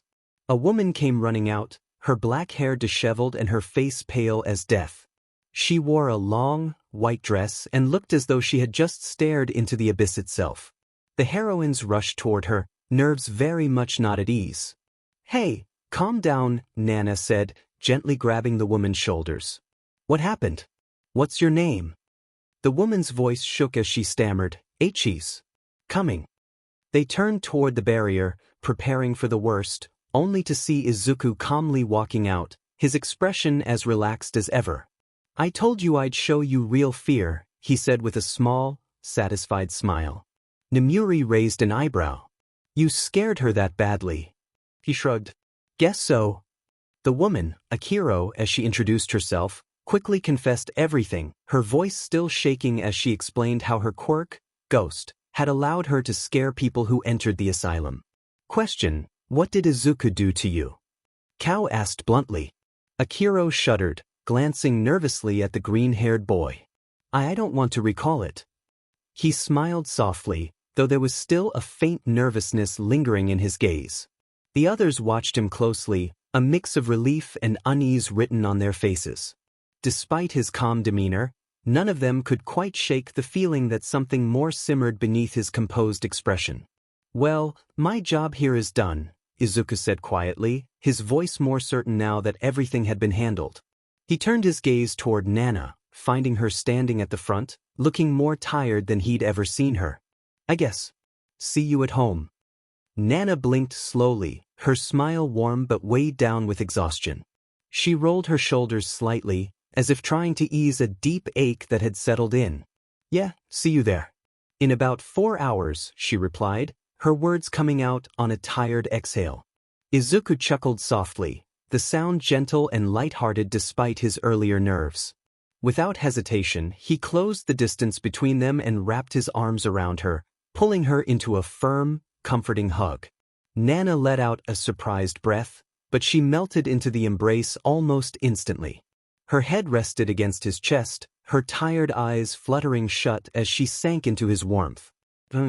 You're warm, Izu, she murmured quietly, her voice muffled but content. He smiled faintly, pressing his chin lightly against the top of her head. When you get home, we'll do whatever you want, okay? He whispered softly, his tone carrying a quiet promise. Just do your best until then. Nana let out a sleepy giggle, the sound more genuine than anything she'd managed all night. Yay, she replied, her words barely above a whisper. They stayed like that for a moment longer, his arms steady and reassuring around her. Izuku could feel her breathing slow, as though just being there with him helped ease her exhaustion. He held her a little tighter, savoring the calm between them. Eventually, Nana pulled back just enough to look up at him, her gray eyes soft and half-lidded with fatigue. I won't be a second late. Trust me on that one, she murmured, her smile small but tender. Izuku nodded, his face tinged with the faintest blush as he stepped back reluctantly. I know, he said quietly, his voice steady. Nana watched him go, her shoulders slumping slightly as she sighed deeply, the absence of his warmth making her already tired body crave rest even more. All mine for the night, she whispered to herself, her smile lingering as she shook her head fondly. Izuku glanced back one last time, offering her a small wave before he disappeared into the distance. And as she stood there, already missing the strong arms that had held her, she couldn't help but look forward to the moment she would get to go home. And have him all to herself. Is there anything more peaceful than taking in the quiet beauty of a setting sun? The vibrant hues of red and orange 𝐒𝐮𝐬𝐺 across the sky, the world exhaling softly as the day gives way to night. It's a moment many cherish. For some, it's a symbol of renewal, a pause in life's relentless march to breathe, reset, and find harmony. At least, that's what Rumi had read in some flowery internet post. For her, sunsets weren't about peace or romantic symbolism. They were a mark of transition, the end of a busy day and the beginning of another battle. When the sun dipped below the horizon, the worst of humanity always crawled out. She didn't have the luxury of watching the sky and daydreaming about harmony. Sunset meant chaos. It meant destruction. And she'd accepted that long ago. It had helped her climb to the top. Rumi was the quintessential tomboy, a woman whose reputation preceded her. Most assumed she'd never take interest in anyone weaker than her, anyone who couldn't keep up. And they were right. She was picky with every right to be. If someone wanted her attention, they had to earn it. She stood on the rooftop now, gazing down at the waking city below. Neon lights flickered to life, casting vivid reflections on glassy skyscrapers. The hum of traffic began to swell, and each lamppost added a soft glow to the streets. She waited patiently, though anticipation tingled at her fingertips. Tonight's date would be a mix of sparring and late-night swimming, one of which she always looked forward to and the other she had agreed to after lots of consideration. A soft thud behind her signaled his arrival. Took your time, didn't you? Rumi said, not turning around, her voice laced with challenge. I would have been here sooner if you just told me where to come, Izuku grumbled as he walked up to her. Rumi smirked, finally glancing back at him. Where's the fun in that? If you want to find me, you've got to try. Think of it as training. Izuku sighed, stretching his arms. Training for what? I don't plan on hunting wabbits anytime soon. She turned fully at that, her eyes narrowing playfully. Oh, I'll show you, wabbit. With no further warning, she launched herself at him. Izuku stumbled back, their struggle bringing them dangerously close to the edge of the rooftop. Rumi straddled him now, gripping his shirt while his head dangled over the ledge. How about we take this somewhere more secluded? He managed to say, a wry smile breaking across his face. Before she could respond, his legs shot up, locking around her neck in a well-placed choke. With his ankles hooked behind her shoulders, she had no leverage to pry herself free. Rumi gasped, the unexpected maneuver stealing the air from her lungs. She tapped on his stomach, signaling her surrender, and he quickly released her. She collapsed onto the rooftop with a heavy thud, laughing even as she caught her breath. Who the hell taught you that? She shouted, exhilarated rather than angry. Izuku grinned as he stood, offering her a hand to pull her up. I've got a lot of free time, a lot of practice partners, and I've been working on my ground game. Ground game, huh? Rumi laughed awkwardly, shaking out her limbs. Her excitement was palpable, and the stars in her eyes told him this win only fueled her further. I've got to say, you knocked the wind out of me, and I love it. Izuku rubbed the back of his neck. So, what's the plan for tonight? Rumi shot him a devilish grin, grabbing his hand without another word. Follow me. You'll see. Before he could protest, she pulled him along, both of them leaping from rooftop to rooftop. Their movements were silent, their speed nearly impossible to track, two black silhouettes dancing across the skyline. The city fell behind them, replaced by the wide-open coastline. The salty breeze hit Izuku first, and his nose twitched instinctively. Are we going straight to swimming? He asked, curious but wary of her smirk. Of course not. Before he could react, Rumi's grip on his arm tightened. She twisted her body, using the momentum to sling him into the sand below. Izuku twisted midair, landing on his back with a loud whump as the impact sent sand flying in all directions. Never drop your guard around me. She shouted triumphantly, landing with a heavy thud next to him. Izuku grinned up at her, barely winded. Neither should you. He shot a hand out from the sand, grabbing her leg and tripping her with a swift tug. Rumi hit the ground hard, but before she could retaliate, dark tendrils surged out of the sand, wrapping around her wrists and holding her in place. Her face lit up with exhilaration. Using your quirk now, huh? Oh, you're really asking for it. Izuku chuckled, brushing sand off his clothes as he stood. I figured I might need the extra help tonight.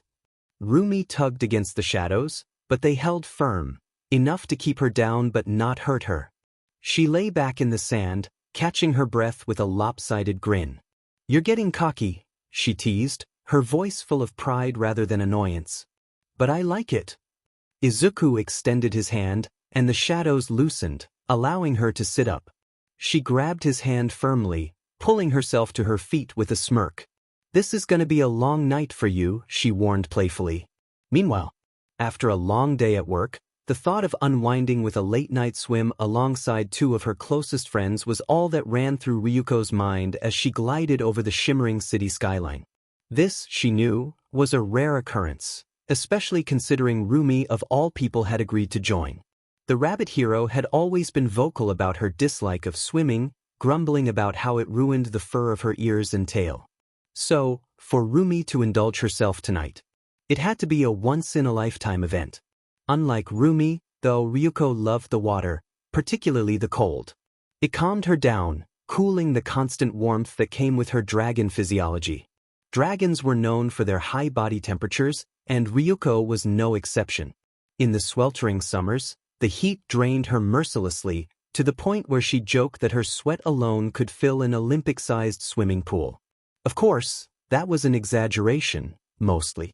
Still, Ryuko didn't mind summer itself, it was just the oppressive heat she couldn't stand. So when opportunities to cool off came her way, especially ones that included her friends, she never passed them up. But as she flew closer to their usual meeting spot, the calming anticipation was shattered by the sudden, unmistakable sound of a thud that echoed through the air. Her eyes narrowed, and her instincts flared to life. What was that?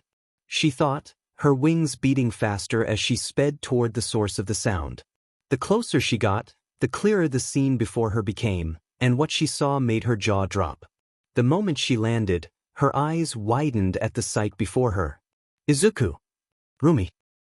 Izuku stood breathing, his shirt torn and tossed to the side, while his shadows restrained a very excited Rumi. Both of them were covered in sand, their clothes dirty and scuffed. Rumi struggled against the tendrils with a wild grin on her face, clearly enjoying herself far too much. What the hell are you two doing? Ryuko demanded, exasperation clear in her tone. Izuku looked up, wiping sand off his face with a sheepish smile. Sparring. Training. Rumi corrected, laughing as she tugged at the shadows still holding her back. Ryuko stared at them for a long moment before shaking her head with a sigh. You two are unbelievable. 5 minutes later. Now, could you please explain to me why the hell you chose to fight here of all places? Ryuko's voice echoed through the night, irritation clear as she glared at the two culprits. Izuku and Rumi exchanged a look before pointing at each other in unison. She started it, they said simultaneously, only to burst out laughing a second later. Ryuko groaned, pressing her palm to her face. I just can't deal with this right now, she muttered aloud, her voice heavy with exhaustion. She was tired, mentally, physically, emotionally, and these two were not making things any easier. Meanwhile, Rumi had leaned toward Izuku, whispering something with a mischievous glint in her eye. Whatever she said, it made Izuku grin as they both gave a small nod of agreement. Before Ryuko could react, her two friends grabbed her hands in unison, yanking her downward. Why? She yelped, her wings instinctively flaring as she braced for impact. Except the impact never came. Instead, she found herself caught, suspended in a three-way hug. Izuku's strong arms had her wrapped securely around the waist, his warmth pressing against her as he faced her directly. On her other side, Rumi clung to them both, her grin wide as she pinned Ryuko's legs between her own and firmly gripped Izuku's and Ryuko's arms. Why? What are you two doing? Ryuko stammered, her face flaring red as she realized just how close they were. She could feel everything, from the hard muscles both the cat and the bunny had to Rumi's gifted chest, to his sheer presence pressing against her body. Her squirming didn't help. Izuku's grip stayed firm, his arms slightly under her shirt, the warmth of his touch resting at her waist. On the other side, Rumi laughed softly, her own strength ensuring Ryuko couldn't even think of escaping. You can be really cute sometimes, Ryuko, Rumi teased, leaning in just enough to blow lightly into the dragoness's ear. Ryuko jumped in surprise, letting out a strangled noise, only to be dragged back down immediately by Izuku. Please let me go. She begged, her voice rising in pitch as she fought to wriggle free. Sure, Izuku replied casually, though the playful smirk on his face betrayed him. But only if you promise to stay for the night swim we had planned. Ryuko snapped her gaze toward him, glaring as best she could through her flustered state. You cheeky cat. She thought, trying once more to twist out of their hold. But she quickly realized something. Rumi had her legs firmly locked against hers, and as one of the strongest heroines when it came to raw strength, there was no chance of Ryuko overpowering her. And then there was Izuku. Between his training, his growing mastery of one for all, and his refined grappling techniques, he alone would have been impossible to escape. Together, they were unstoppable. Her heart sank as reality dawned on her. I'm screwed. Ryuko let out a defeated sigh, her body slumping slightly in their hold. Fine. I'll stay for the swim, just, please let me go. She said, her pout making her flushed face look even cuter. Rumi grinned triumphantly. A deal's a deal. With that, both Izuku and Rumi released her, and Ryuko stumbled back, crossing her arms as she tried to recover some shred of dignity. Her cheeks were still flushed as she shot them a glare. "You two are the worst," she muttered, though the warmth in her voice betrayed the faint smile tugging at her lips. Rumi clapped her on the back, laughing. "You'll thank us later." Izuku chuckled softly, brushing sand off his clothes. "It'll be fun, Ryuko. Promise." Ryuko rolled her eyes but couldn't help the small smile that lingered. "You two are impossible," she said, though this time, she wasn't entirely complaining. About 5 minutes later, Ryuko had 𝐒𝐮𝐬𝐸 down to her swimsuit, a sleek yellow two-piece she'd bought specifically for tonight. She now floated in the cold, relaxing seawater, her back to both Izuku and Rumi. Though the water worked wonders in cooling her dragon-hot body, she stubbornly refused to speak to either of them. "Come on, don't just sit there sulking. Join us already," Rumi called out, half buried in the water as she playfully splashed waves her way. Ryuko muttered something unintelligible in response, her words lost to the sea, but the tone of her grumbling was clear. Izuku sighed softly, watching the scene unfold with a tinge of guilt. "We did go a bit ℏ on her, Rumi," he said, running a hand through his wet hair. "Oh, come on, Izuku. Don't be such a pee-pee cat." Rumi grumbled, turning toward him with an annoyed pout. Izuku raised an eyebrow, his voice calm and measured. "Rumi, you know as well as I do that Ryuko's like me when it comes to stuff like this. And, honestly, the only reason I went along with that earlier was because I was just going with the flow. If it were me, I probably wouldn't have even gotten in the ocean." Rumi opened her mouth to protest, but his words stuck, bouncing around in her head. She huffed and looked away. Meanwhile, Izuku slowly approached Ryuko, his movements careful and deliberate as the water lapped gently against him. "Ryu, I'm really sorry," he said softly, the new nickname escaping his lips in a quiet, sincere tone. Ryuko froze mid-grumble, her blush flaring across her cheeks. That was new. She tried to respond but ended up sputtering through the water instead. 𝐻𝐿𝐿𝐸. Izuku smiled faintly, easily understanding what she'd meant. Without saying another word, he extended his arms, his open expression offering the comfort she clearly needed. Her blush deepened, and her heart pounded in her chest, but the sight of his waiting arms, gentle, steady, and warm, was impossible to resist. "𝐀𝐮𝐭𝐡𝐨𝐫." Ryuko waded closer, her movements slow and hesitant until she was within reach. The water helped her float as she straddled his waist lightly, her arms slipping around his shoulders. Izuku wrapped his arms around her carefully, his touch firm but considerate as his hands rested on her waist just above the water. She let out a quiet, content sigh, resting her head against his shoulder and closing her eyes. The embarrassment from earlier melted away, replaced by the calm comfort of the moment. "Thanks, Izu," she whispered softly, her voice barely audible. Izuku smiled faintly, his arms holding her securely, his warmth spreading even in the cold sea. "Anytime, Ryu." From her spot nearby, Rumi glared at them, her arms crossed and her face scrunched into an annoyed pout. "Geez, you two are gonna make me sick with how cuddly you're being," she called out, her voice edged with exasperation. Ryuko smirked, her face still resting against Izuku's shoulder as she turned just enough to tease Rumi. "Sounds like you're jealous." Rumi's cheeks flared red instantly. "What the hell do I have to be jealous of, huh?"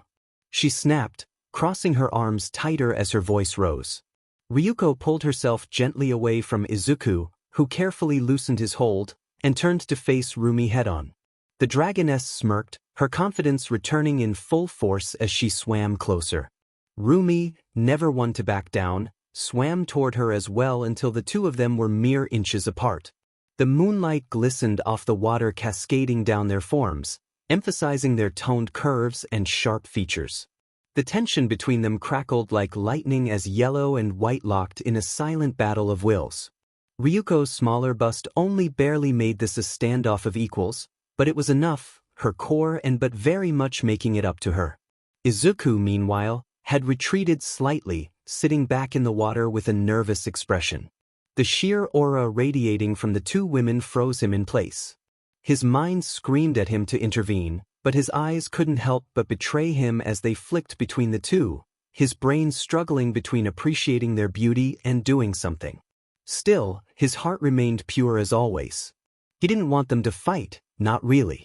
So, taking a deep breath, Izuku steeled himself and tried to mediate.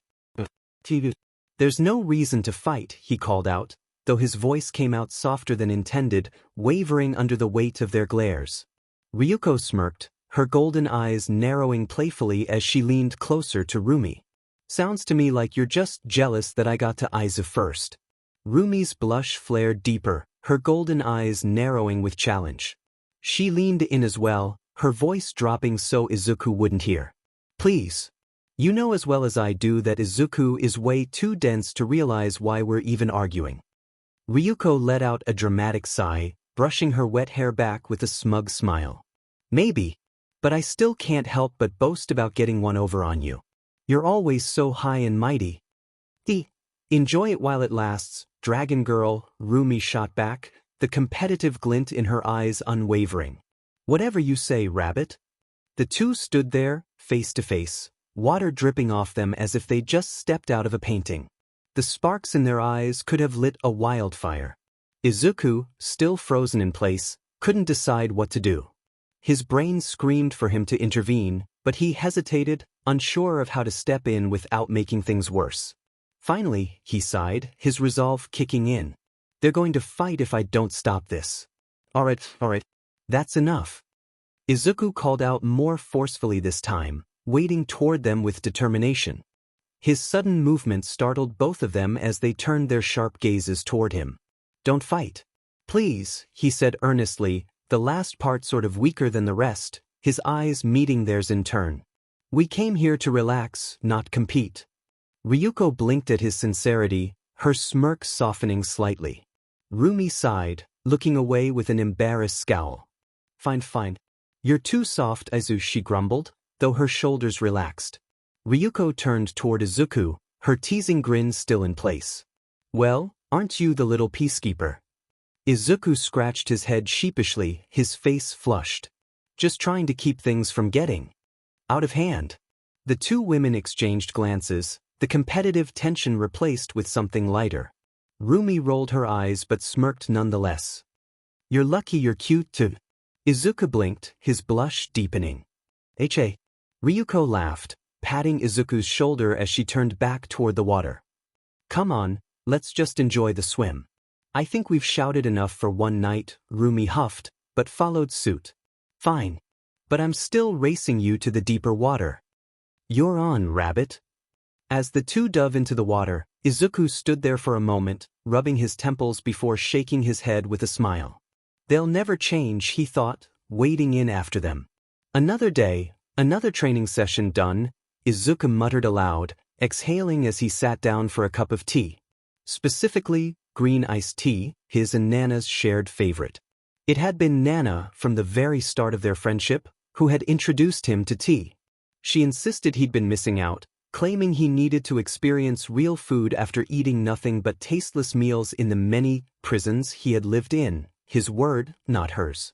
To everyone's surprise, though, Izuku genuinely liked the meals he'd eaten back then.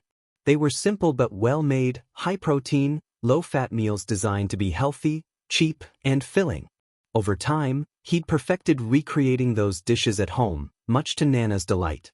They became a staple, a comforting reminder of how far he'd come, and they'd become a treat for any guests Nana brought over as well. Tonight, he was preparing one of those meals again while he waited for his hero, Nana, to return. She was going to be late. Again. He wasn't sad about it, not really, though worry tugged at him like it always did. She could handle herself just fine. Or so he told himself repeatedly, as if chanting it would make him feel better. Okay. Maybe he was a little sad. He missed her when she wasn't there. Her presence always made everything easier. Nana was everything he'd ever wanted in a big sister, someone who cared for him, loved him, and gave him the family he'd never had.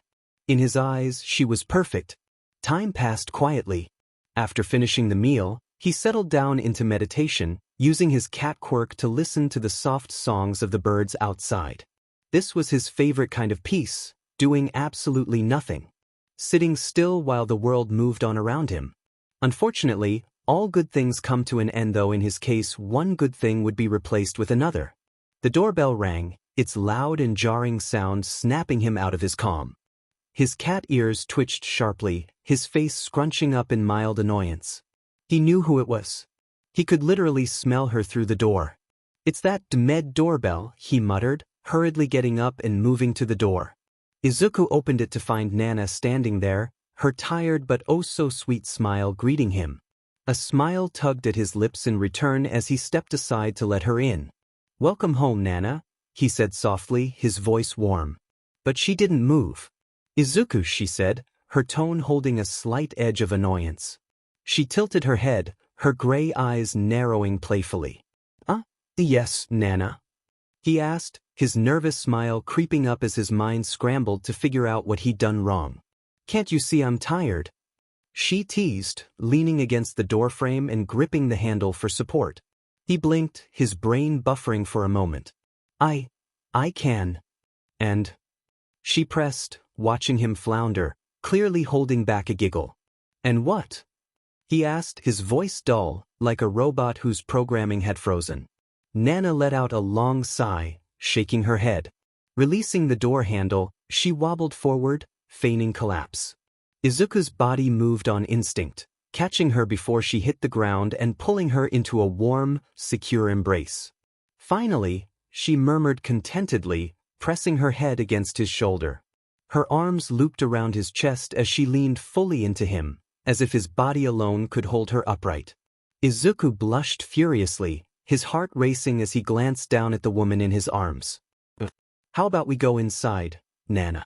Wouldn't want the house to get cold." She looked up at him, her gray eyes sparkling with amusement. "Only if you carry me there." He paused for a moment, considering her request, but saw no reason to refuse. Adjusting his grip, he effortlessly lifted her, cradling her in his arms. His movements were careful and practiced. Her legs hung low, nearly touching the ground, while her head remained comfortably raised. Nana smiled faintly, letting herself relax in his hold. She'd seen him practice carrying people for future rescues, but he always made extra effort when it came to her. Izuku brought her to her room and gently set her down on the bed. "I'll set the table for dinner while you change," he said softly, stepping back and leaving the room with quiet, practiced footsteps. The moment he was gone, Nana flopped backward onto her bed, pressing her hands over her flushed face. "Why does he have to be so dense?" she whispered furiously to herself, kicking her legs lightly against the mattress. Sitting up, she grabbed a dark blue nightdress from her closet, her mind racing. "Every time I try to make a move, he either doesn't get it or he accidentally knocks me out with one of his smooth compliments, which he's not even aware of." She paused, her grip tightening on the fabric. "Maybe I need to stop waiting for him to notice. Maybe I just need to be direct. Act instead of dropping hints." But then the worries crept in. What if he likes someone else? Rumi's always around him, and Nemuri doesn't exactly hold back. And what if? She swallowed. What if he doesn't like older women? She shook her head, frowning at her reflection.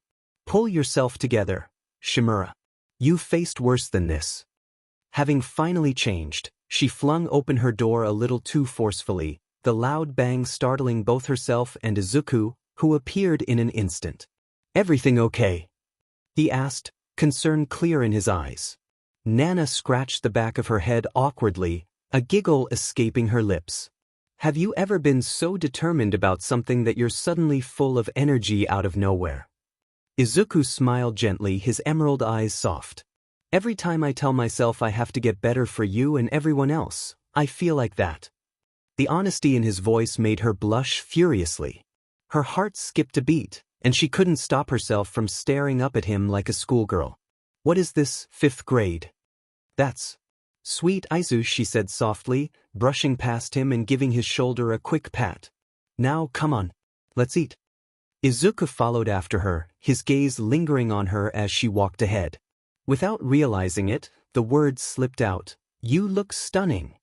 Nana froze mid-step, turning to face him, her face bright red.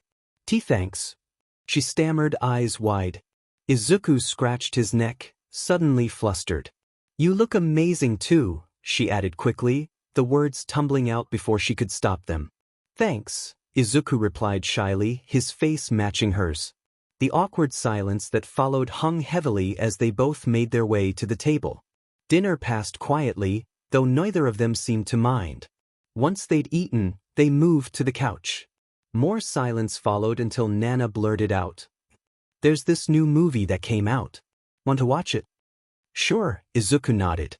They both reached for the remote at the same time, bumping their heads together with an audible thunk.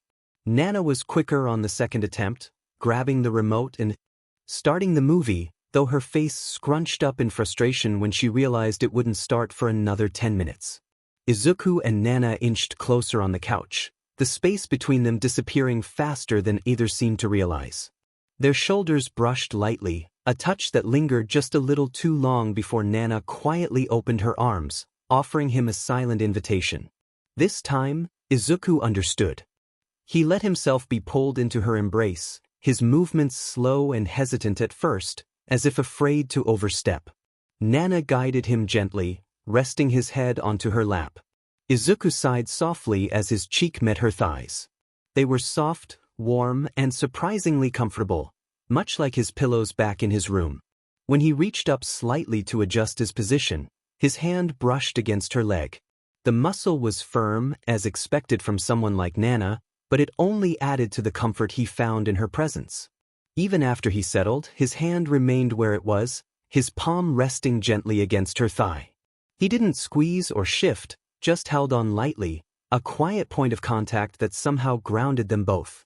Nana glanced down at him, her lips twitching into a faint smile. She didn't mind at all.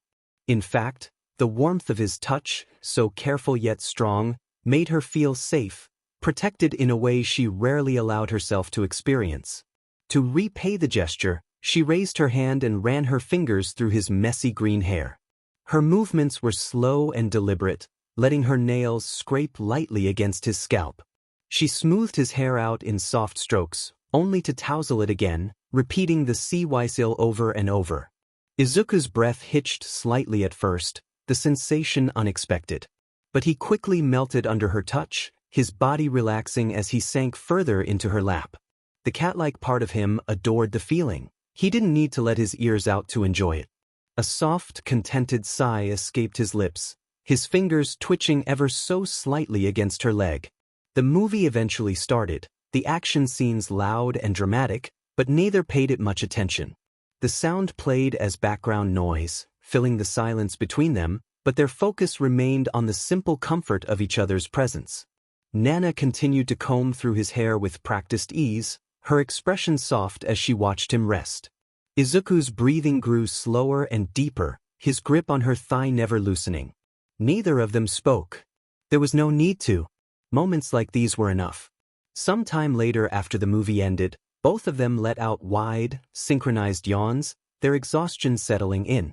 Nana, fighting her sleepiness, reached out and lightly tapped the tip of Izuku's nose.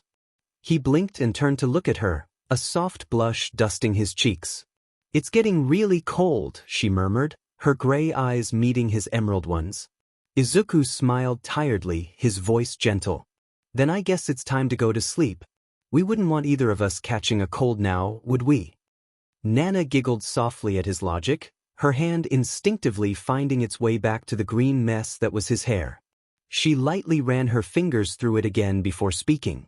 "Sure, but I do have a small request," she said, her tone almost hesitant despite the smile on her lips. Izuku tilted his head slightly, waiting for her to continue. "I'd like for us to sleep together tonight," she admitted after a small pause. "I know you're not a kid anymore, but sure." Her words froze midair as she blinked at him, startled. "What?" He looked back at her, his smile honest and bright despite the tiredness in his features. "Sure. I'd love to sleep with you." Nana nearly jumped in excitement, though she managed to restrain herself to an enthusiastic grin. "Really? Great." Izuku chuckled at her reaction but then paused when she added, "Also, could we use your covers?" He blinked, clearly puzzled. "My covers? Why mine?" Her gray eyes held his gaze, her reasoning smooth and sound, at least on the surface. Because yours are comfier and warmer, she replied confidently. What she didn't say was the real reason. His covers smell like him. And there was no better way to fall asleep than wrapped in the scent of the person you love.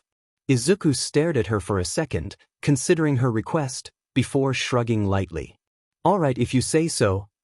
With a small motion of his hand, 2 black tentacles emerged from the shadows, carefully moving his blankets into Nana's room. The tendrils even made her bed, smoothing the covers perfectly. Nana couldn't help the giggle that escaped her as she cupped his cheeks in her hands. His face flushed red immediately, but he didn't pull away. You really have gotten complete control over your quirk, she said warmly, her cheerful tone almost unfitting for the late hour. Izuku smiled sheepishly, rubbing the back of his neck as his blush deepened. Yeah. It's amazing what you can do when your quirk works everywhere, he replied softly, his pride evident but modest. With that, he stood up and stretched, ready to follow her to the room. Nana watched him fondly for a moment, her heart fluttering as she quietly thought, what did I ever do to deserve someone like him? Izuku and Nana entered her room together, both moving with an unspoken understanding. Izuku lay down first, dressed in his usual t-shirt and shorts, his posture relaxed but his mind quietly spinning. Nana, however, paused, tugging at the edges of her nightgown with hesitation before slowly pulling it off. She certainly took her time. Her motions were deliberate, slow, almost teasing, revealing the deep blue of her underwear as the fabric slipped away. Izuku, despite himself, couldn't help but watch. His eyes widened slightly, taking in the soft lines of her toned body, his brain short-circuiting as he struggled not to imagine her without anything at all. Nana caught his gaze, her lips curling into a teasing smile. Like what you're seeing? She asked, her voice light but laced with something deeper. Izuku blinked, suddenly flustered. He sat up, closing his eyes as he chuckled softly. You're not getting me that easily, he murmured. Then, without much thought, he reached for the hem of his shirt and began to pull it off. Nana's teasing smile faltered, replaced by genuine interest as her gaze locked on him. Her eyes followed every inch of his body as his shirt slid away, revealing first his defined abs, then the sharp contours of his chest and shoulders. She swallowed, unconsciously liking her lips. I certainly like what I'm seeing, she whispered under her breath, half joking, half serious. She lay back down, opening her arms invitingly. Now, how about you come here and give me a better look? Izuku hesitated for a moment, his heart hammering against his ribs. Where is this confidence coming from? Both of them wondered silently, neither able to understand why they were acting this way.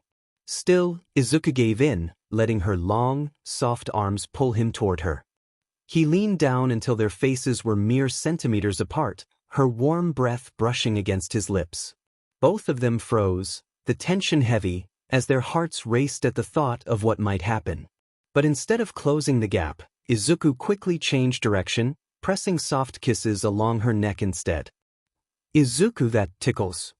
Nana squealed, her voice breaking into a laugh as she pushed lightly against his chest. Despite her efforts, he kept at it, leaving butterfly kisses along her neck and collarbone. Her struggles were pointless, and soon her hands dropped above. Her head, captured under his own. She gave up resisting, the warmth of his closeness spreading through her like a flame as her blush deepened. Izuku paused, lifting his head to look at her. Their eyes met, both of them blushing fiercely but refusing to look away. Oh, I'm getting payback for that, Nana thought, her competitive streak kicking in. With a burst of movement, she wrapped her arms around his waist and turned them over, leaving herself on top as she pinned him down. Please tell me this isn't all a dream, she whispered aloud, her voice soft and vulnerable as she gazed down at him. Izuku blinked, his eyes narrowing playfully as he smirked. Think this is a dream, Nana? He asked, his voice dipping slightly, a flicker of something feral, something hungry, in his tone. Her blush deepened as her heart skipped a beat. How did he? She muttered, realizing she'd spoken aloud. Izuku's smile softened, his hands brushing gently against her sides. Then let me prove to you it's not a dream. You're mine, Nana, he said firmly, his voice steady and sure. Before she could respond, Izuku leaned up, pressing his lips against hers. Her eyes widened in surprise, only to flutter shut a second later as she melted into the kiss. His hands moved to hold her waist, pulling her closer as his lips moved with hers. His tongue brushed against her lips, seeking permission, and after a moment of hesitation, she let him in. They ummed softly into the kiss, their hands instinctively holding each other tighter as they got lost in the moment. Izuku's touch was careful but firm, his tongue claiming every part of her mouth as if marking his territory. Nana, breathless and flustered, finally pushed him back, breathing softly. "Geez, Izu, don't you need to breathe?" she asked between breaths, glaring playfully. Izuku shrugged with a sheepish grin. "I'll be gentler next time," he teased, referencing something Nemuri had once said about romance. Nana rolled her eyes but couldn't hide her smile. "You'd better." Still holding her close, Izuku guided them under the warm blankets. He cupped her cheek, brushing a strand of hair away as he whispered, "I love you." Nana's eyes widened in shock, her heart stopping for a moment. Without thinking, she threw her arms around him, pressing her lips against his once more. Izuku barely had time to react as she straddled his waist, her tears falling softly as she kissed him again and again. "Please tell me you meant that," she whispered, pulling back just enough to cup his cheeks. Izuku looked into her watery gray eyes and smiled, his blush faint but genuine. "Of course I meant it." Her lips trembled as her tears finally broke through. "I love you. I love you so much." She sobbed, burying her face into his chest as he held her tighter, letting her emotions pour out. "I love you too," he whispered back, his hand running gently through her hair as she cried softly against him. Eventually, Nana lifted her head, her face still red and streaked with tears. "Since when?" she asked softly, her voice still shaky. Izuku smiled, wiping the tears from her cheeks with his thumb. "Since I got to know you. You were appealing, sure, but it was your smile that got to me. The first time I saw it, I couldn't believe how bright it was. Now, I feel like I drown in its warmth every time." Nana's breath hitched at his words, her heart swelling as she leaned in and kissed him again, softly this time, full of love rather than urgency. The two eventually settled down, their earlier energy spent. Nana curled her back against Izuku's chest, tangling her legs with his and pulling his arms securely around her. It was a simple but NTMT gesture, one that left her feeling warm and protected. Izuku sighed softly, resting his hand over her stomach and waist, holding her close. The feeling of her strong, muscled body in his arms grounded him, and he smiled faintly as sleep began to claim him. They both drifted off quickly, Nana feeling like she finally deserved to be held like this, and Izuku dreaming of their future together, one where they'd never have to let go. "I can't believe it, he actually loves me. Oh God, finally I really couldn't back for much longer. I guess he doesn't care about my age or my status, oh I am so happy.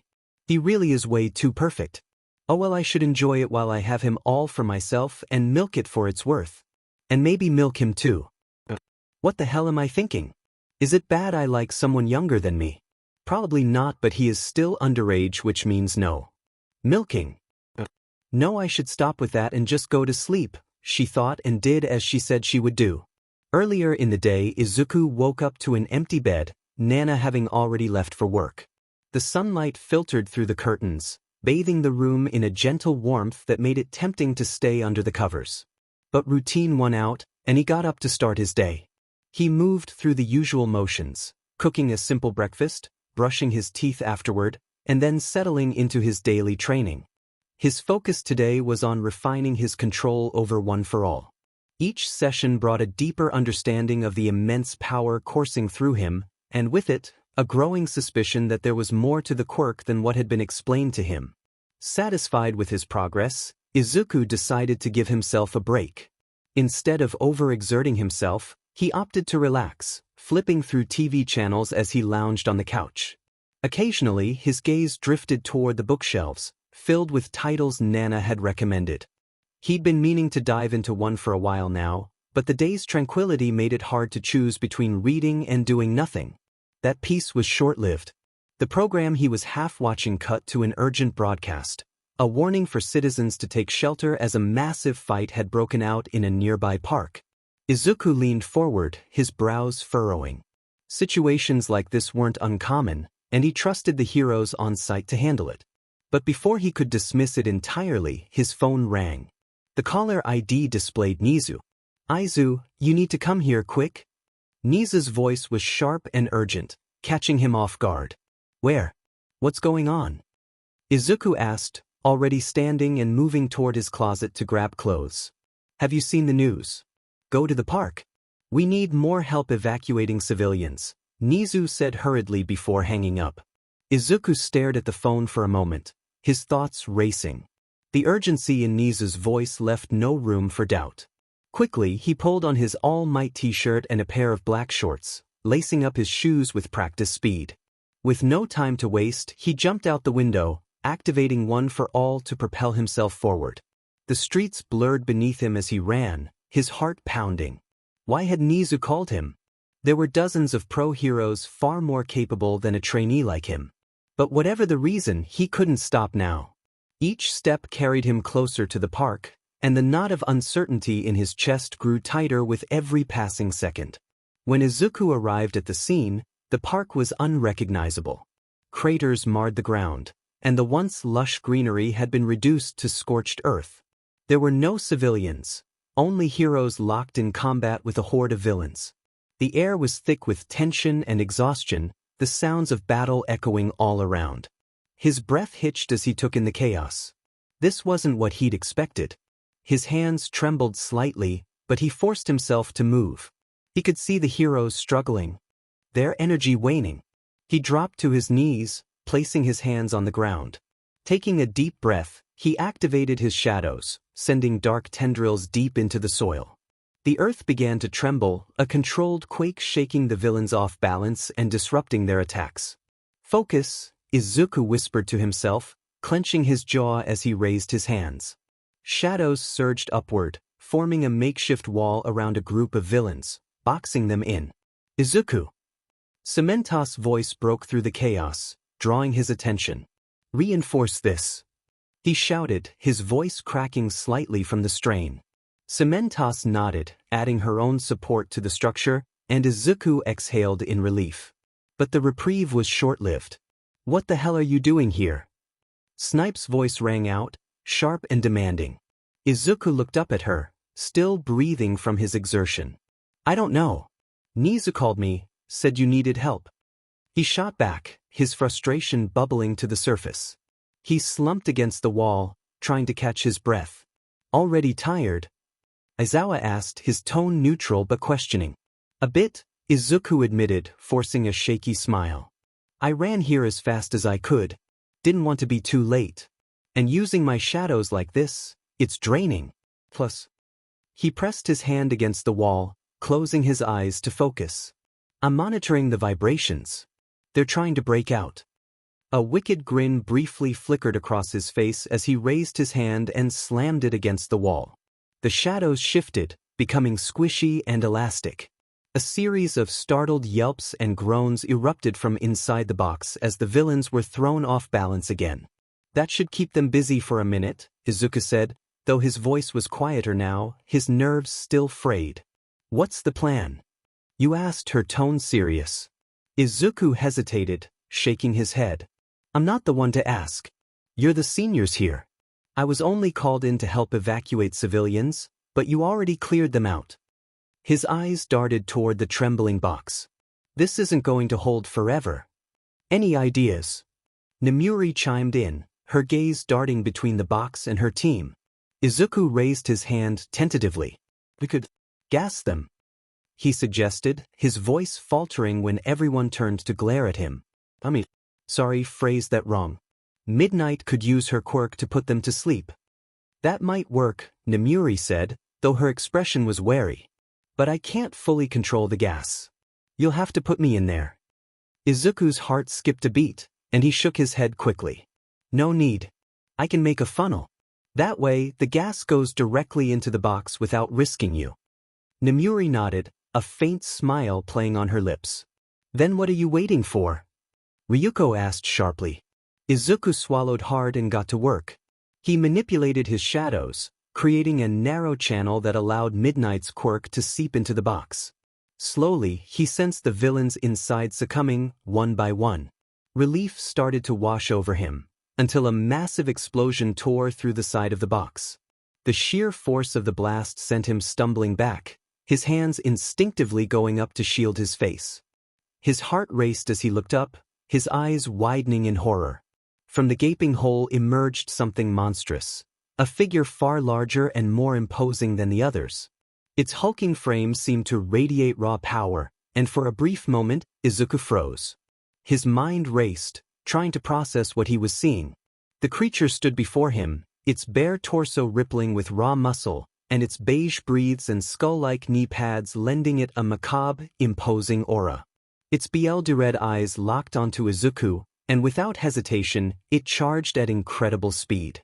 Izuku barely managed to raise his arms in defense before the creature's fist slammed into his chest. The impact sent him flying backward, skidding across the ground. He gasped, his ribs aching as he tried to recover. The heroines rushed forward, but before they could assist, the villains, somehow awake again, launched a coordinated attack, forcing them into combat. Izuku focused back on his opponent, but the monster gave him no time to think. Its movements were blindingly fast, and no matter how much he tried to dodge or counter, it was always one step ahead. Desperately, he coated his body in shadows to absorb some of the blows, but the monster's strength cut through his defenses with ease. This thing is as strong as Nana, Izuku thought in disbelief as he narrowly blocked another strike. But that thought brought another question to mind. Where is she? The creature slipped behind him and landed a brutal punch to his back, sending him crashing to the ground. He groaned, trying to roll away, but the monster was relentless, slamming down on him with a barrage of strikes. Izuku roared, summoning every ounce of one for all as he shot out a shadow-coated fist.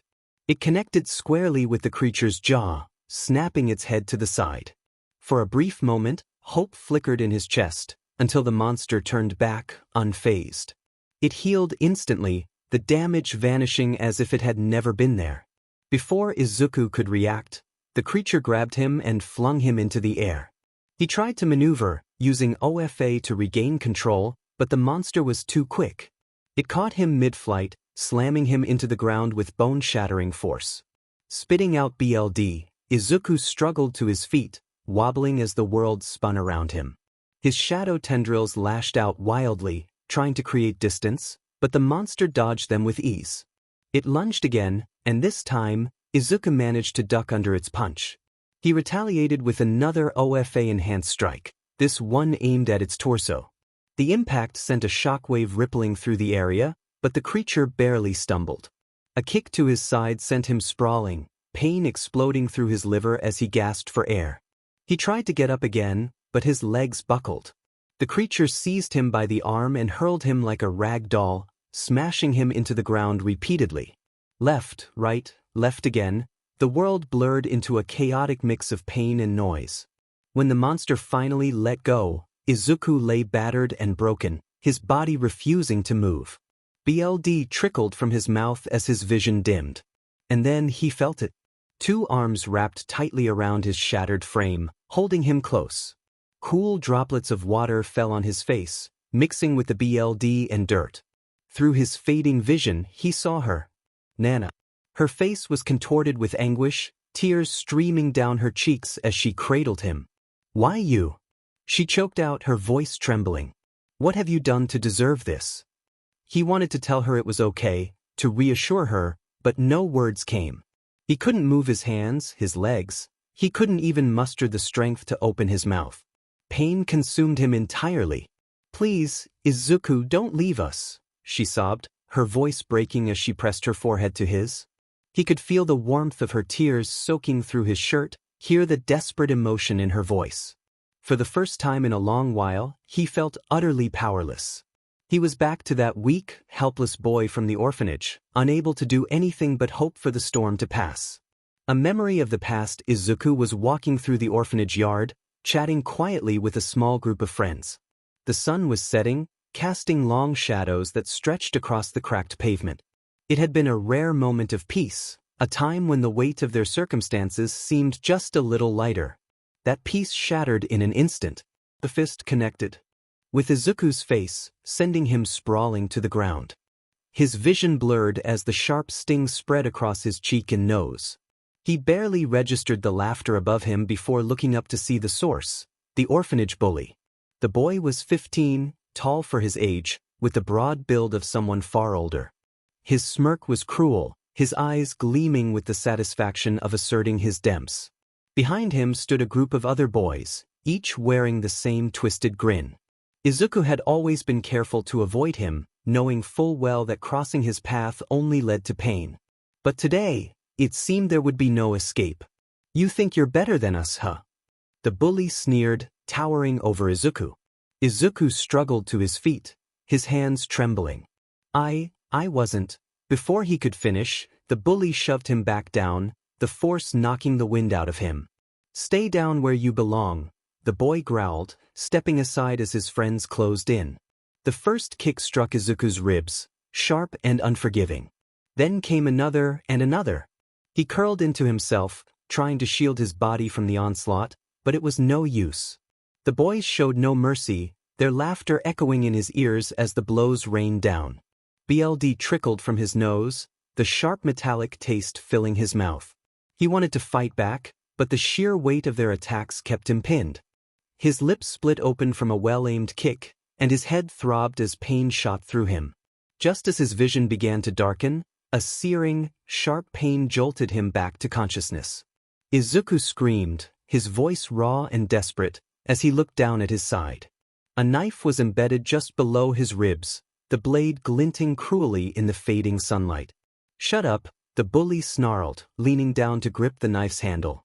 He twisted it slightly, causing Izuku to writhe in agony, before yanking it out. BLD spurted from the wound, staining the dirt below. The bully laughed as he turned away, the blade still dripping red. Pathetic, he spat, motioning for his friends to follow. "Come on, let's leave this loser to cry about it." Izuku's trembling hands pressed against his side, desperately trying to stem the flow of BLD. Each breath felt like fire, and his vision blurred further as exhaustion and pain threatened to consume him. "I don't want to die," he thought frantically, his heart pounding against his ribs. "Not like this. Not yet." Then, something strange began to happen. The burning in his chest spread outward, flooding his entire body. His side throbbed painfully for a moment, but then the wound began to close. The bleeding slowed, and the raw pain dulled into something manageable. Izuku gasped, his breathing shallow but steadying. He pushed himself onto his hands and knees, glancing to the side. His legs wobbled as he forced himself upright, every muscle in his body screaming in protest. Through the haze of pain and exhaustion, he saw them, the bully and his gang, walking away without a care. Their laughter still carried on the wind, mocking him even as they disappeared into the distance. He clenched his fists, his knuckles turning white. One day he would make them pay. He didn't know how or when, but he would. He'd remember every kick, every sneer, every word that had made him feel small and powerless. And when the time came, he'd show them just how strong he could be. In the present, Izuku found himself in an all too familiar situation, helpless, broken, and on the edge of death. But this time, it was different. He couldn't die. He couldn't leave Nana alone. He had to make the monster that hurt her pay. "I have to survive. For her," he thought, the determination in his heart igniting something deep within him. His body burned like it was on fire, pain radiating through every nerve, but he couldn't let it end here. He felt the hardness of the ground beneath him, his vision swimming as he caught glimpses of the blue sky above. The sounds of battle rang out around him, and then he saw her, Nana, fighting furiously against the monster. She barely dodged its attacks, the creature moving with terrifying speed.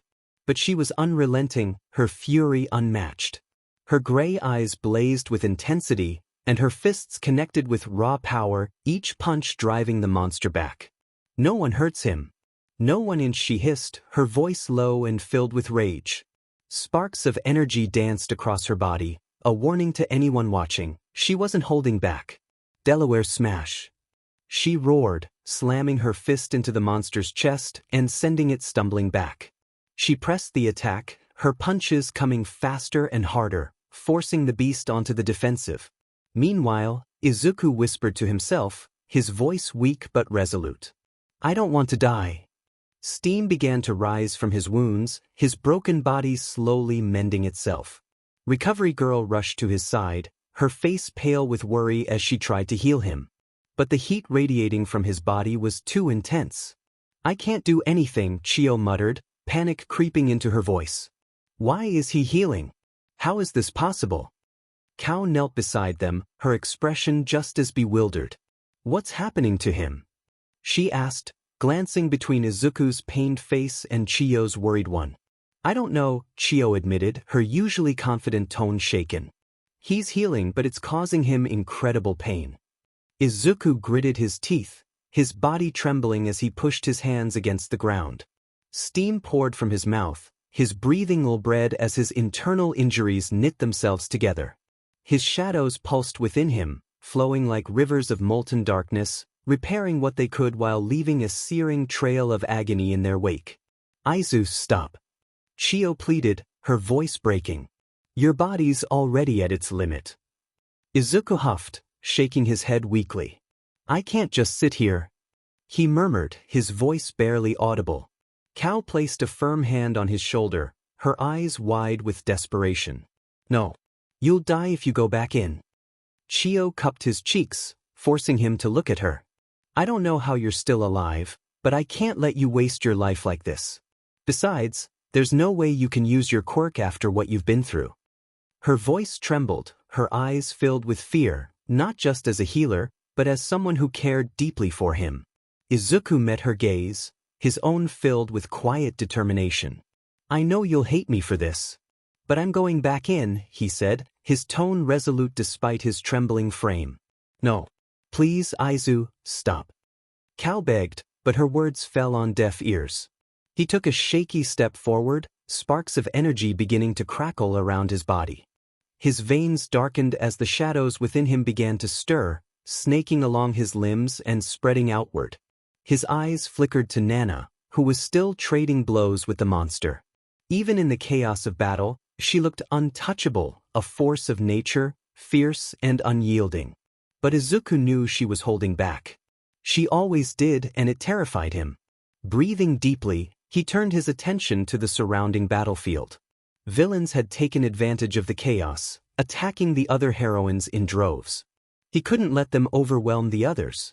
Raising his hands, Izuku sent a surge of darkness into the ground. Cracks formed, spreading outward as long, black tendrils erupted from the earth. The tentacles writhed and slithered, snaking toward their targets with eerie precision. Izuku clenched his fists, his breaths coming in sharp gasps as the effort pushed his already battered body closer to its limits.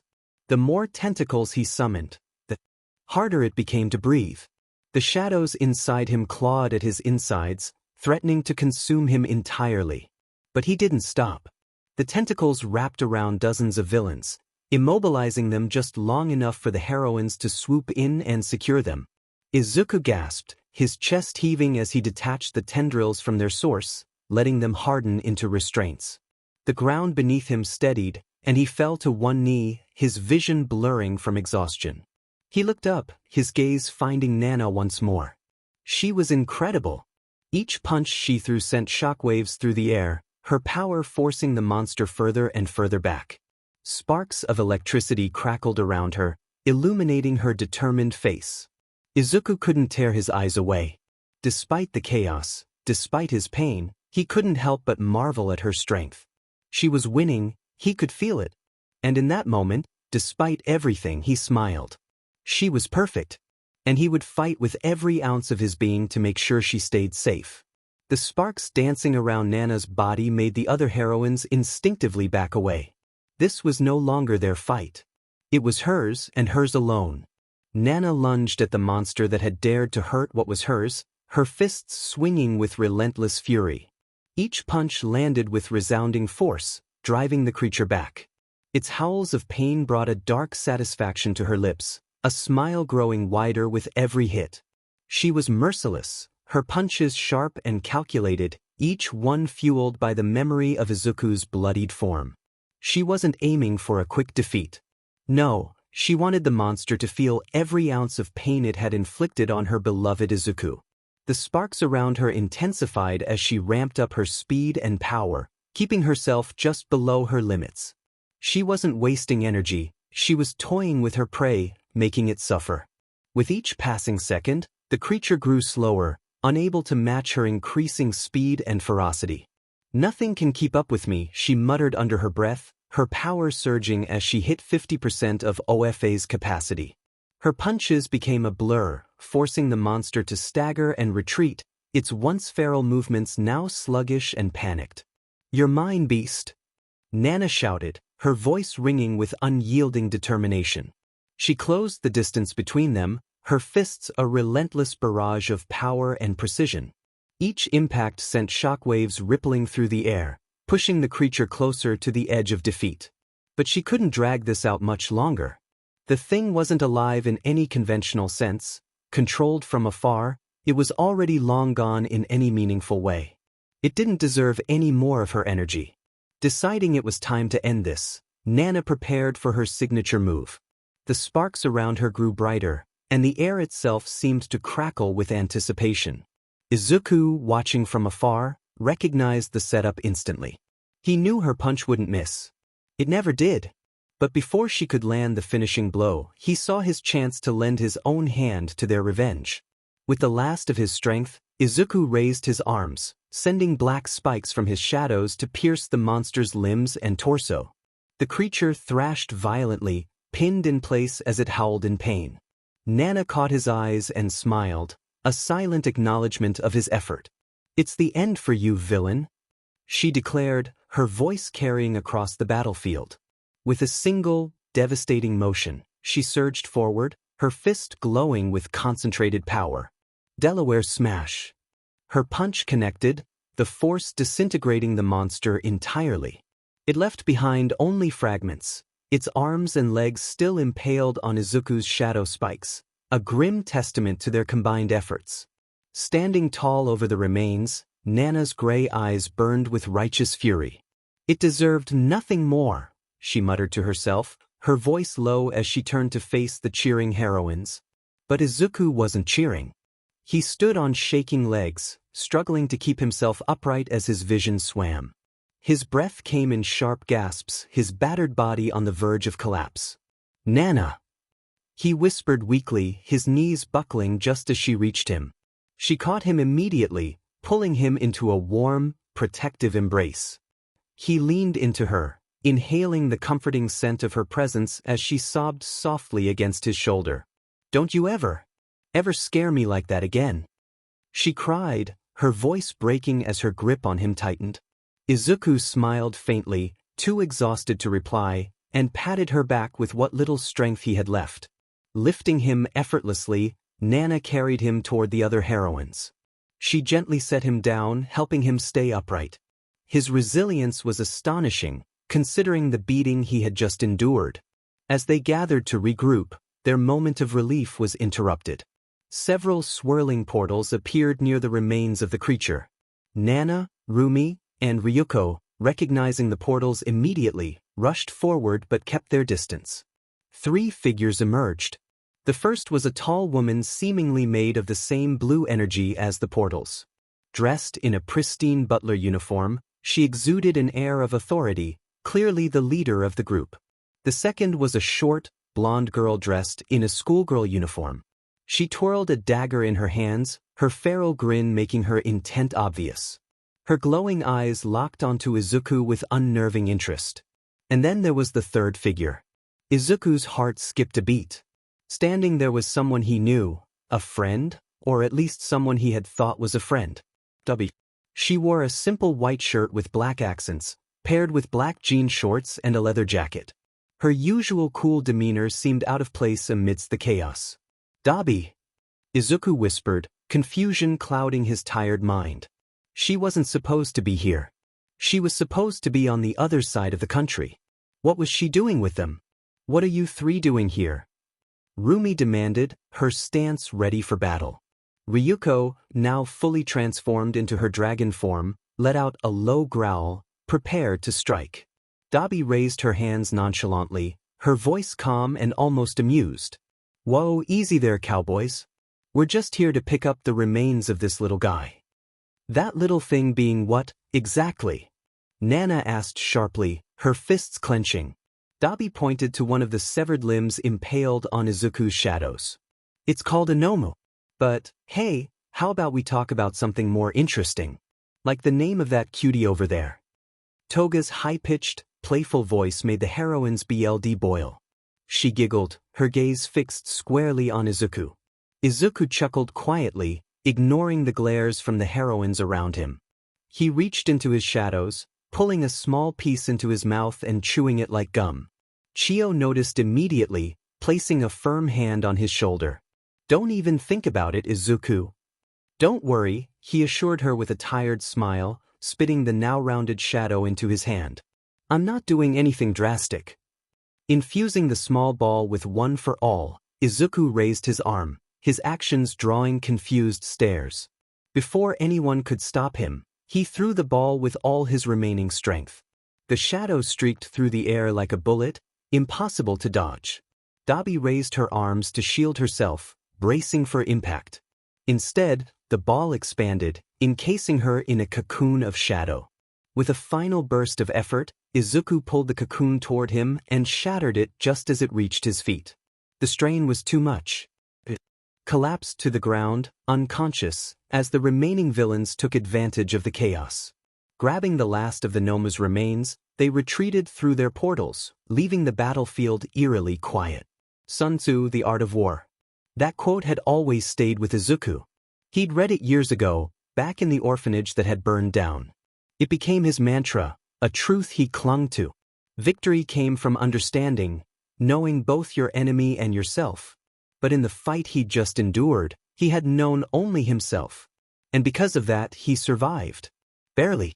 Had he known neither himself nor his enemy, he wouldn't have stood a chance. Now, as he reflected on his close brush with death, that thought haunted him. It clung to him like a shadow, whispering doubts into his ears. Izuku felt no pain now, which should have been impossible given the brutal beating he'd endured. Instead, there was a strange lightness to his body, almost like he was floating. As he opened his eyes, he found himself standing in the corridor of his and Nana's home. "Why am I standing?" he muttered, glancing around in confusion. Everything seemed familiar yet off. The hallway stretched far longer than it ever should have, an unending maze of blank, featureless walls. He took a hesitant step forward, his senses sharp but utterly disconnected. He couldn't hear his footsteps. He couldn't feel the concrete walls or the weight of his clothes. Even the faint hum of his shadow quirk was absent. "What's going on?" he whispered, his voice trembling. The pictures lining the walls caught his attention. They were of him and Nana, along with their friends, Rumi, Ryuko, and others. They should have brought him comfort, but instead, they felt out of place in this eerily silent, endless corridor. He tried to activate his shadows to scan the area, to find some clue about where he was. But nothing happened. The ever-present darkness he relied on was gone, as if the endless light around him had smothered it entirely. Panic crept into his chest, but he pushed forward. He had to find something, someone. After what felt like hours of wandering, Izuku froze. A voice. It was faint but unmistakable. "Nana!" he called out, hope surging through him as he ran toward the sound. His heart pounded as he rounded a corner and found her, or what he thought was her. Nana stood in a dimly lit room, gazing down at a photograph resting on a table. Beside her were Rumi and Ryuko, both silent, their expressions blank. Relief washed over him. "Thank God," he breathed, stepping forward. "Nana, Rumi, Ryuko." But something was wrong. When he reached out to touch her shoulder, his hand passed through her like smoke. His heart sank, confusion twisting into dread. He shouted their names again, louder this time. "Nana, please say something." Finally, she spoke, her voice breaking the silence. "Well, I guess he's dead now," Nana said, her tone cold and detached. Izuku froze. "What? Rumi laughed bitterly. Yeah, but who cares? He was just another annoying little brat. Another male who couldn't accept that his kind doesn't have quirks. Her words cut through him like a blade. No, Rumi wouldn't say that. She wouldn't. Ryuko picked up the photo on the table, her face twisted into a cruel smile. Can't believe we wasted so much time on him, she said, pulling out a white marker and crudely scribbling over his face in the picture. Finally couldn't stand looking at him anymore. No. This isn't real. It can't be. Funny how he thought I loved him, Rumi sneered, her voice dripping with venom. You played your part perfectly, Nana. Nana smirked, her gray eyes cold. A monster and a woman. What a joke that would have been. Izuku staggered back, his chest tightening as their words crushed him. Ryuko ripped the photo into shreds, letting the pieces fall onto the table. She turned toward the fireplace, her hand gliding over the flames as she tossed the fragments in. Sparks leaped into the air as the fire consumed them. Good riddance, she muttered.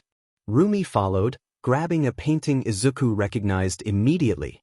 It was something precious to him, a piece of his past he had held onto for years. She smashed it over her knee, throwing the pieces into the fire with a satisfied smirk. He's finally gone, she said. About time. Izuku stumbled backward, his legs giving out beneath him. His hand reached for a nearby stool, but his fingers slipped, and he fell to the floor. The noise caught their attention, but when they turned, all they saw was the toppled stool. Guess the truth hit him hard, Rumi joked, her laugh echoing through the room like nails on a chalkboard. Nana stepped forward, her expression devoid of warmth. Let me finish this, she said, her voice icy.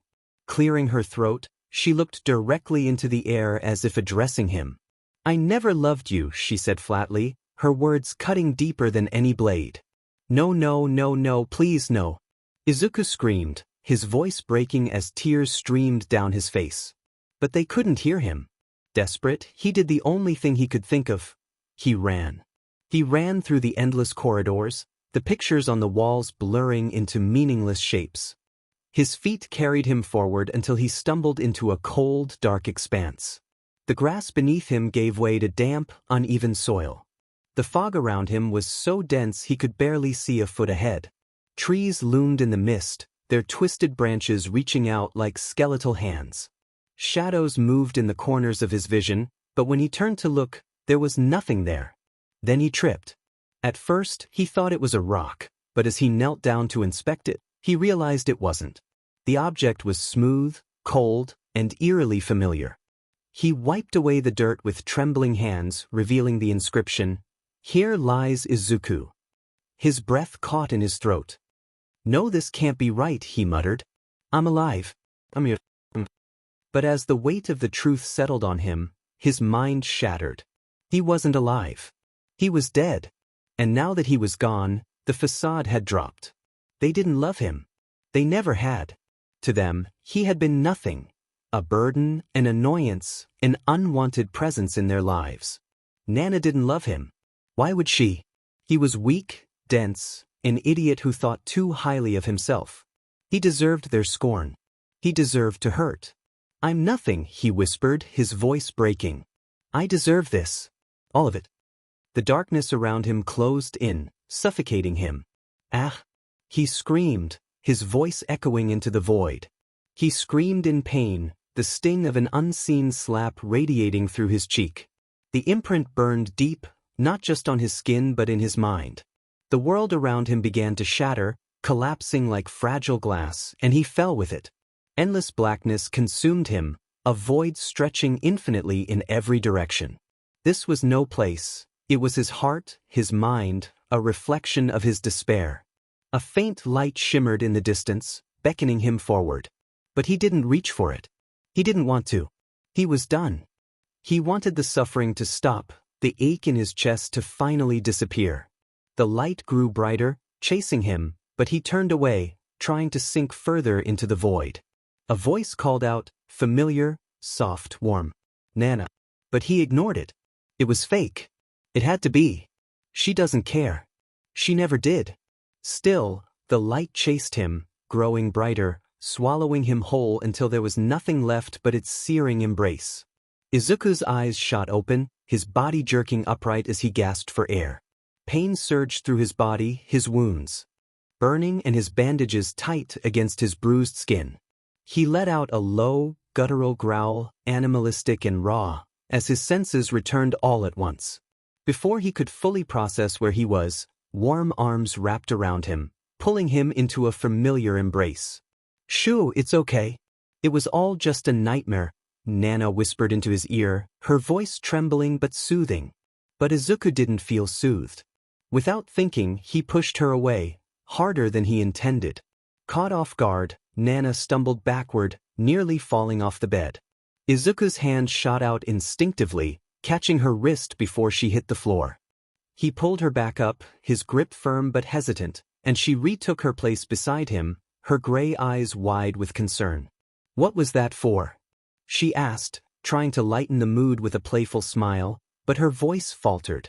Izuku didn't look at her. His jaw tightened, and he turned his face away, his tone cold and distant.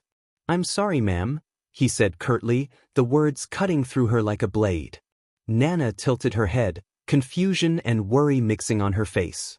He had never called her that before, not in such a detached, almost clinical way. It scared her. "Izu, what's wrong?" she asked softly, reaching out to cup his cheek. Before her hand could make contact, he caught it midair, his grip firm but not hurtful. She yelped softly, startled by his sudden reaction. "Oh, so now you want to act all concerned?"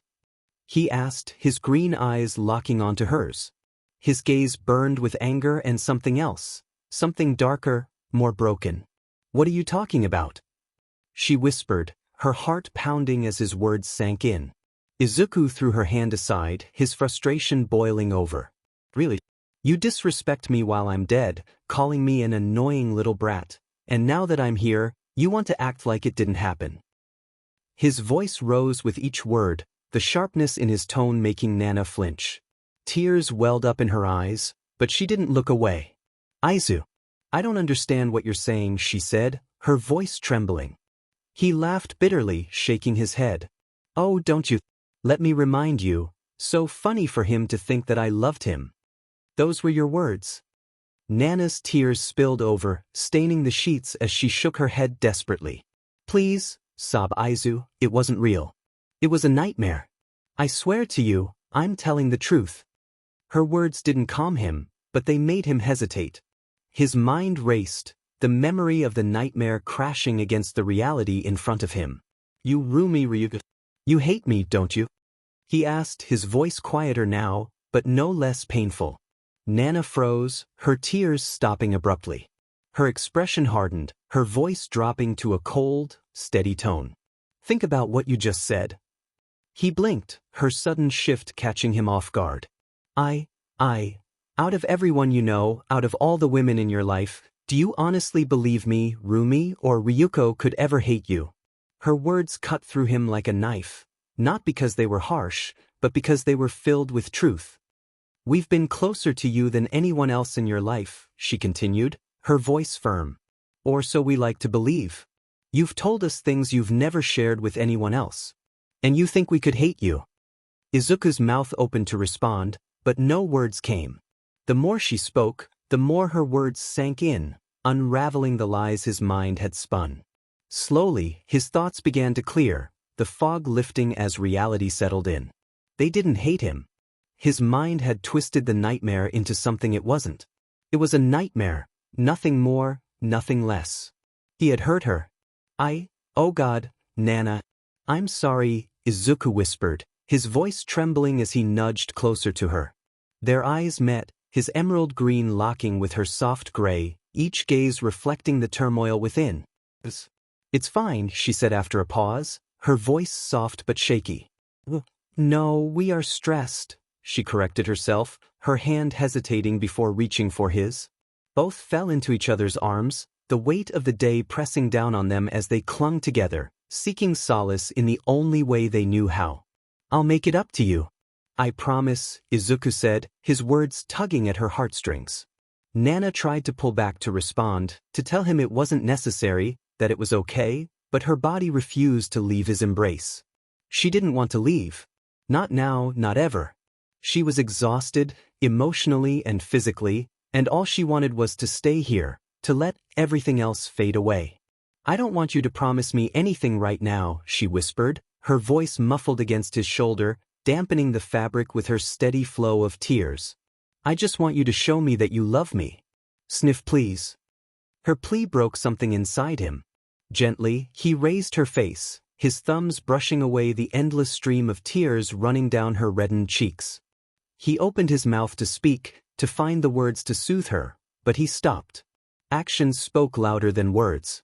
With a tender motion, Izuku leaned in and captured her lips, the kiss slow and deliberate. His hands slid down to find hers, their fingers intertwining naturally as if they were meant to stay like that forever. Nana gasped softly, her surprise melting into quiet need as she responded in kind. They kissed deeply, each sharp breath only a momentary break before their lips found each other again. She moved her hands upward, wrapping her arms tightly around his neck, ensuring he couldn't pull away even if he wanted to. Her grip kept him close, and he wouldn't have it any other way. Each kiss grew more desperate, more filled with the raw emotions they'd both been holding back. Their lips, warm and slightly swollen, would part only briefly, strands of saliva bridging the gap before they collided again. Izuku's hands hesitated for a moment, but the softness of her waist drew him in. He let his palms settle there, his fingers kneading the firm but delicate flesh. "I'm ticklish there," Nana admitted, her voice hazy and breathless. She placed a finger on his reddened lips, her free hand guiding one of his lower. Slowly, deliberately, she led him further down, to the curve of her hips, then to her thighs, and finally resting at her backside. His fingers brushed against the edge of her lacy panties, the sensation both new and exhilarating. "Perfect." "There," she whispered against his ear, her breath warm and inviting. "Need all you want. Please." Izuku's resolve faltered for a moment, but her soft kiss to his neck spurred him on. He obeyed, his hands now firmly cupping her, the gentle pressure drawing a soft from her lips. The sound sent a shiver down his spine, his grip instinctively tightening. Nana giggled, her cheeks flushed as she moved to straddle him. She rolled them over with surprising ease, leaving Izuku beneath her. The view made his breath hitch. The moonlight streaming through the curtains illuminated her figure, her toned and curvaceous body glowing in the soft light. Her dark hair cascaded over her shoulders, framing her face as she looked down at him, her lips curling into a sly smile. "You're staring, Izu," she teased, her voice a sultry whisper. He flushed but didn't look away. "Can't help it," he admitted, his voice quiet but sincere. Her smile widened as she leaned down, her lips grazing his ear. "Good."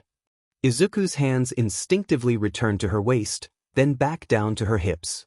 His palms moved with more confidence now, his fingers pressing into her soft flesh, drawing another breathy giggle from her. "My but cheeks aren't stress ball, you know," she teased, her tone light but laced with affection. Izuku froze, his movements halting as her words hit him. His face turned crimson, and he began to pull his hands away. Nana immediately realized her mistake, sighing softly as she cupped his cheeks. "My dense little Izu. Can't even tell when I'm teasing." He half nodded, his nervousness palpable. She leaned in, her lips brushing his forehead. "Maybe it's just that you're tired," she murmured, her voice soft and soothing. "And you're right, we both need sleep. Especially you." Her smile returned as she eased them both onto their sides, wrapping her arms around him. "Want me to be the big spoon tonight? That way, you can use my BRSTS as pillows too." Izuku blinked, his blush deepening, but he managed a small smile. "That would be nice," he admitted shyly. Nana chuckled softly, guiding his head down until it rested against her chest. The warmth of her body and the steady rhythm of her heartbeat lulled him into a rare sense of peace. Her fingers ran through his messy green hair, smoothing it gently as she gazed at him with quiet affection. Izuku was the first to fall asleep, his breathing evening out as exhaustion claimed him. Nana, however, stayed awake for a while longer, her mind drifting back over the events of the day, and this turbulent, emotional night. Despite the chaos, she felt a sense of relief, of contentment, holding him like this. The stress and worry melted away as she tightened her embrace, her lips brushing softly against the top of his head. Tomorrow, they'd figure everything out. But for now, this moment was enough. Days after the fight, Izuku sat on the edge of his bed, wincing as a sharp jolt of pain ran through his ribs. His body was still recovering from the brutal fight a week ago, and though the chaos of the past few days had finally settled, his thoughts were anything but calm. Hunger gnawed at him, but the weight of everything swirling around him left little room for appetite. The last few days had been a whirlwind, not just for him, but for everyone who knew about his quirk. It all started with a video, one taken 12 days ago during his fight. The video itself hadn't gone viral, better angles from other spectators quickly overshadowed it. But a particular comment beneath the video had caught the internet's attention. Is that shadow quirk user a guy? The comment referred, of course, to Izuku. Initially, the online chatter hadn't bothered him. After all, rumors came and went as quickly as they started. But as the speculation grew louder, multiple agencies, UA, and even the Japanese government stepped in, categorically denying the existence of any male quirk users. The attempt to quash the rumor only fueled a new wave of curiosity. Then who is the shadow quirk user? It was a fair question. Izuku's quirk was unlike anything seen in the professional hero scene, or even in UA's public events. Speculation ran rampant. Journalists scrambled to uncover the identity of this mysterious fighter, but every lead turned into a dead end. Quirk enthusiasts and online quirk nerds tried to piece together clues, analyzing every available clip and comparing it to known quirks. They came up empty-handed. Even news agencies attempted to unmask the user in question. But each time they reviewed their footage, Izuku's face was inexplicably obscured, a swirling black blob where his features should have been. What they didn't realize was that this wasn't a technical glitch. It was part of Izuku's quirk, something he had unknowingly been doing for years. Subconsciously, his shadows hid his face and body in photos and videos, protecting him from exposure. Nana had always joked about their broken cell phone cameras whenever she tried to snap embarrassing pictures of him, but now the truth was clear. His quirk had been shielding him all along. Quite plot convenient, don't you say, old chaps? Smokes pipe and almost dies from the smoke. Nana had told him she'd be coming home earlier than usual, but he still had 3 hours to himself. Izuku sighed as he glanced at the clock. Alone again. His stomach growled, and he made his way to the kitchen, preparing some instant noodles. He ate slowly, his bruised and battered body making it difficult to find a comfortable position. The large bruise on his back made leaning against anything painful, while the ones on his hands throbbed if he rested them too long. Finishing his meal, he cleaned his dishes and loaded the dishwasher. As he closed it with a soft click, a small smile formed on his face. If I can't sit comfortably, then I might as well do something that keeps me on my feet. His gaze drifted toward his canvas, hidden under a white sheet. Picking up his brushes, he walked over and, with a magician's flourish, pulled the sheet away. The painting underneath made him pause. It was his pride and joy, a family-like portrait of everyone who mattered most to him. Nana, Rumi, Ryuko, and several others. They were all smiling, making peace signs or their signature heroic poses. The piece had taken him weeks to craft, and it certainly wasn't his first attempt. He'd scrapped countless earlier versions for various reasons. Sometimes it was because he'd changed, taller, stronger, more muscular. His past self felt like a stranger now, and he couldn't bring himself to draw that version of himself anymore. Other times, it was because his relationships had evolved. People he hadn't initially considered close had become significant, like Rumi. He chuckled softly, remembering how their relationship had started on shaky ground. At first, Rumi had disliked him, seeing him as weak-minded and overly cheerful. She often criticized his optimism, something she now deeply regretted. In turn, Izuku had bristled at her hostility, disliking her simply because she disliked him. A lot had changed since then. They'd grown closer, and now he couldn't imagine leaving her out of a painting like this. His chuckle faded as he stepped closer to the canvas, brush in hand. The painting wasn't finished yet, but as he studied it, something about it felt. Izuku squinted, focusing intently, but no matter how hard he looked, he couldn't pinpoint the problem. Frustrated, he set down his brushes and rubbed his temples, letting out a tired laugh. I'm never going to finish this, am I? And then it hit him. He wasn't just missing something, he was missing someone. She wasn't in the painting, and now he realized she should be. Dabi was his childhood friend, though those memories were hazy and long buried. She had been important to him once, and after the events of the past few days, that importance had resurfaced. While Nana was and would always be his first everything, Dabi held a unique place in his life. After the fight, they'd had an unexpected conversation. He'd assumed she would be arrested for associating with villains, but to his shock, she wasn't working with them at all. She was a spy for the heroes, a fact that, while strange, explained a lot. The revelation had led to a long talk between them. She teased him mercilessly about his relationship with Nana, having seen their heartfelt embrace. Though she kept her tone light, there had been a flicker of something else, jealousy perhaps, but she'd hidden it well. Izuku blushed at the memory, sighing as he leaned back in his chair and looked at the ceiling. His mind wandered back to her words, her teasing and her sharp, knowing smile. Shaking his head, he looked back at the canvas. 2 more hours. Of loneliness. Perfect, he muttered sarcastically. With a resigned sigh, he stood up and grabbed the painting. It wasn't right, and he knew it.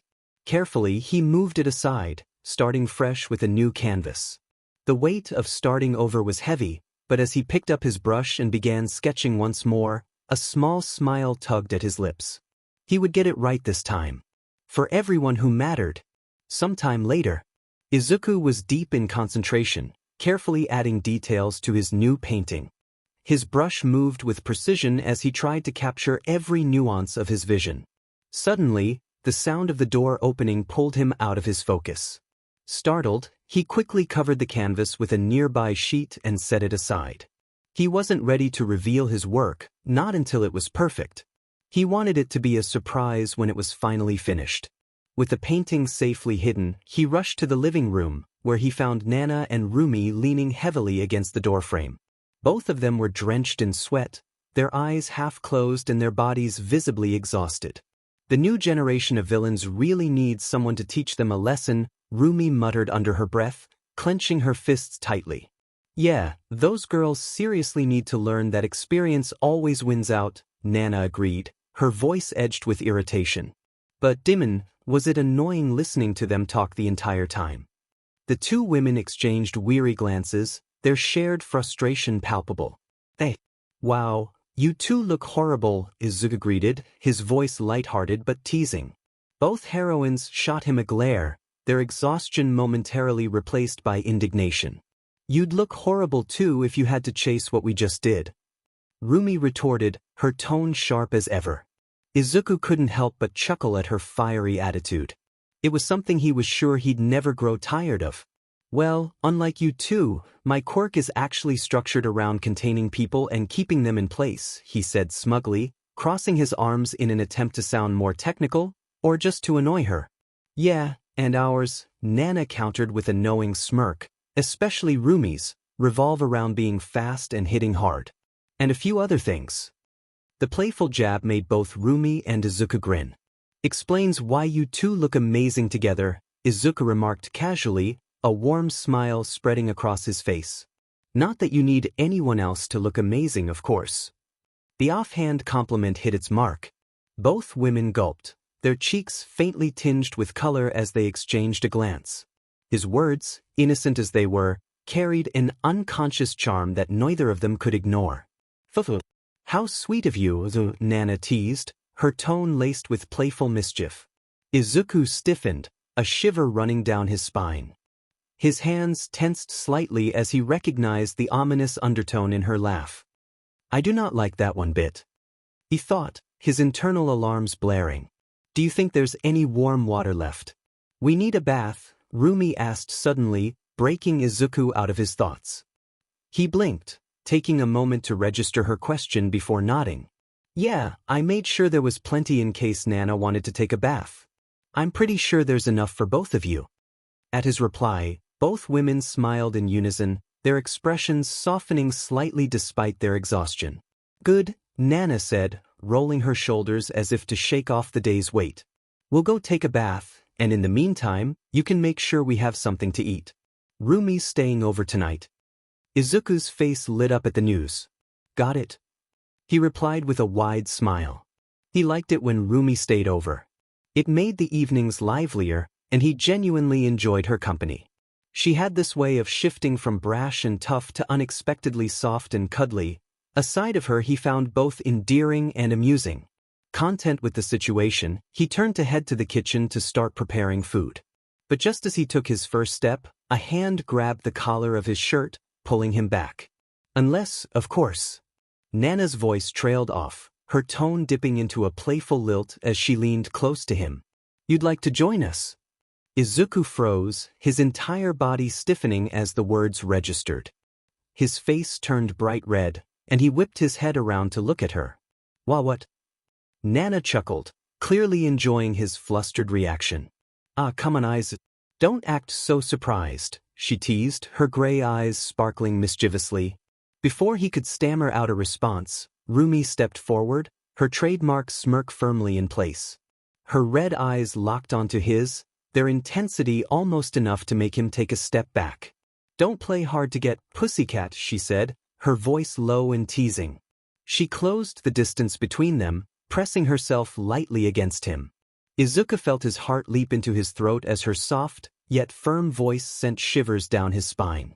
Wouldn't you like to join us? She continued, her tone turning husky as her lips curved into a devious grin. Help us wash, maybe? Izuku's brain short-circuited. His breath hitched as he tried to process her words, his face now burning hotter than ever.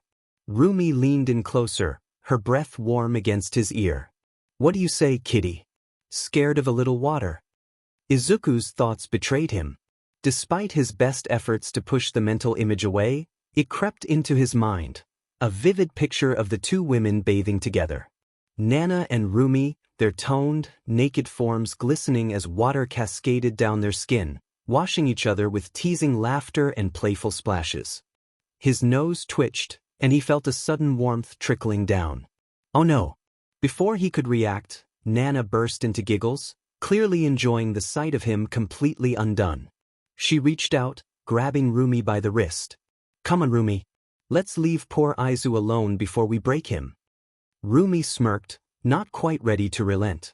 She flicked Izuku's nose lightly, her mischievous grin widening. Bye, pussycat, she said in a sing-song tone before following Nana toward the bathroom. Izuku stood frozen in place, his cheeks burning as he watched them leave. His mind spun with a mixture of embarrassment, frustration, and something else, something he didn't want to admit.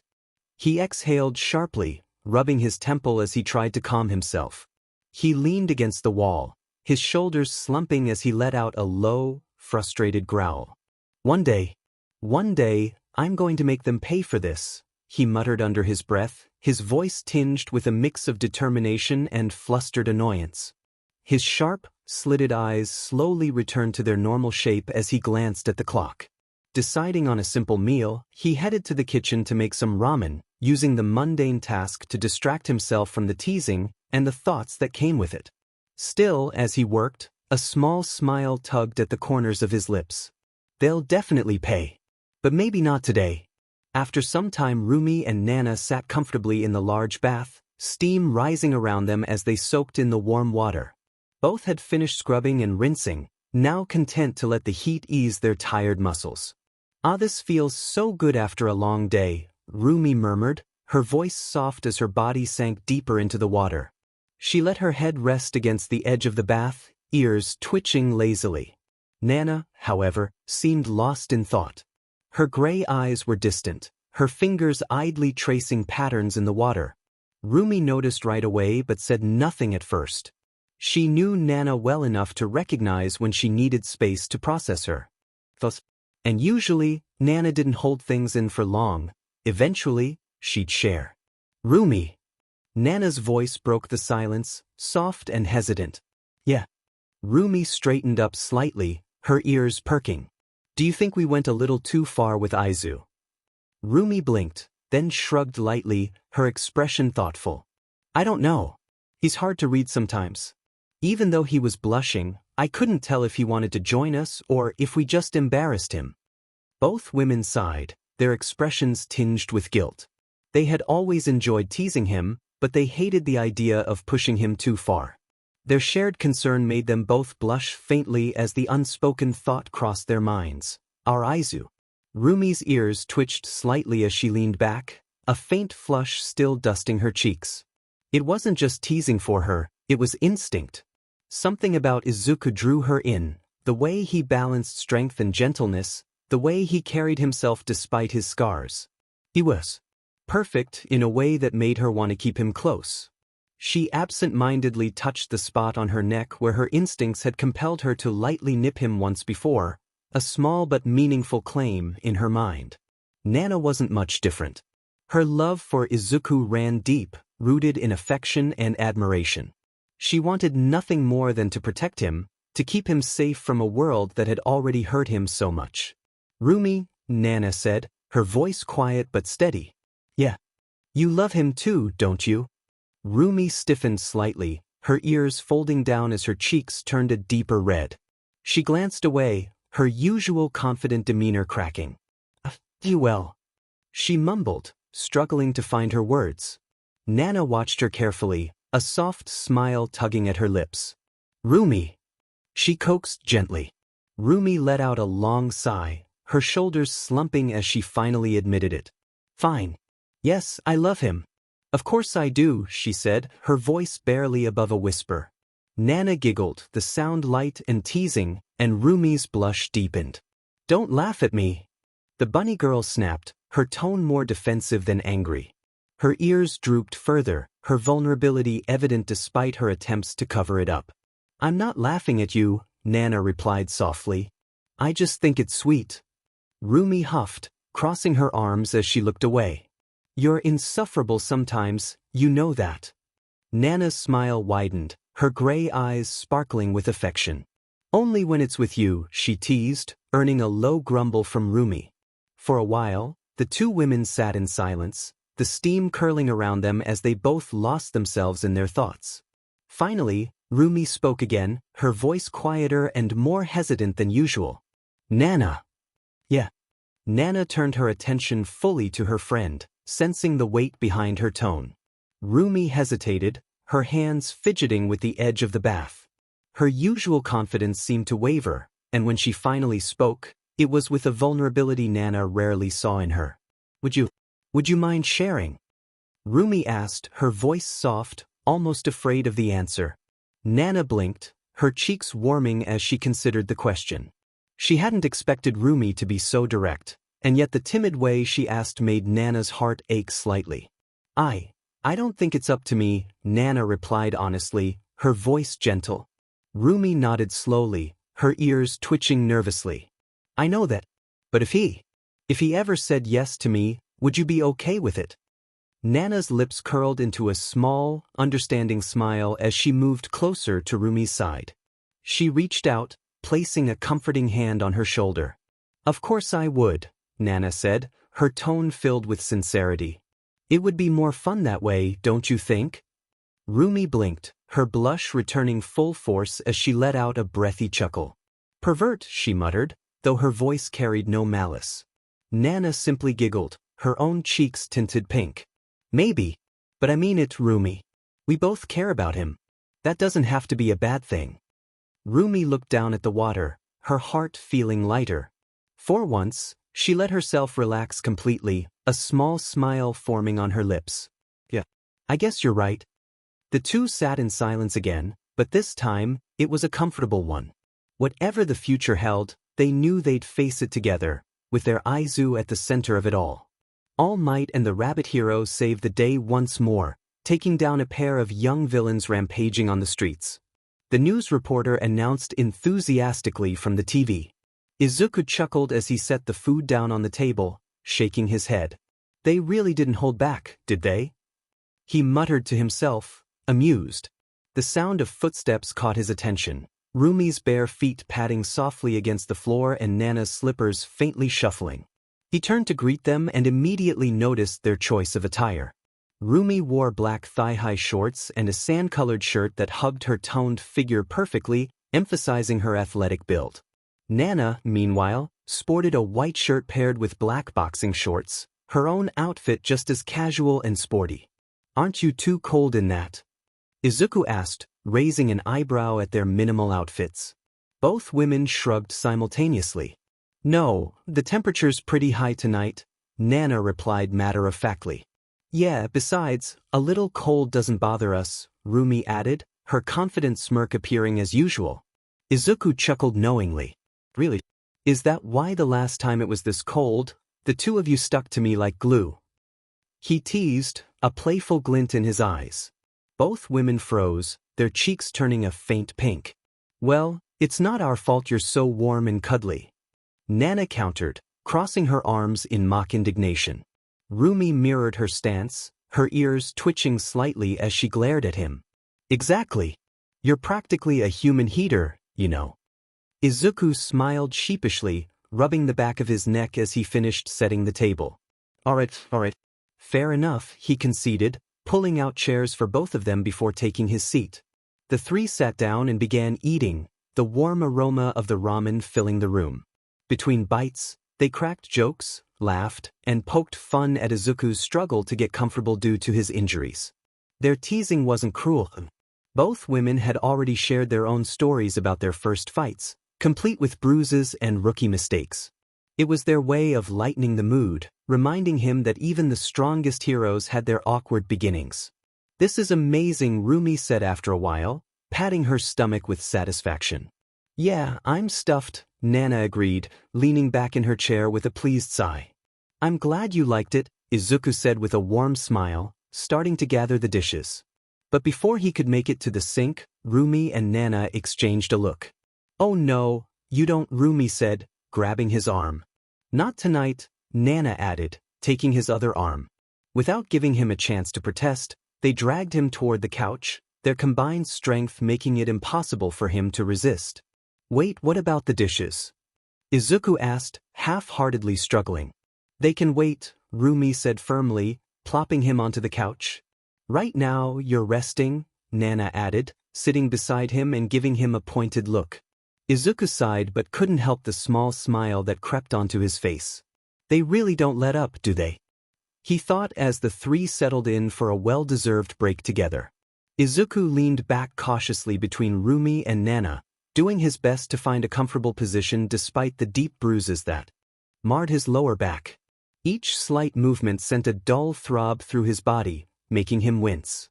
Nana noticed immediately, her expression softening.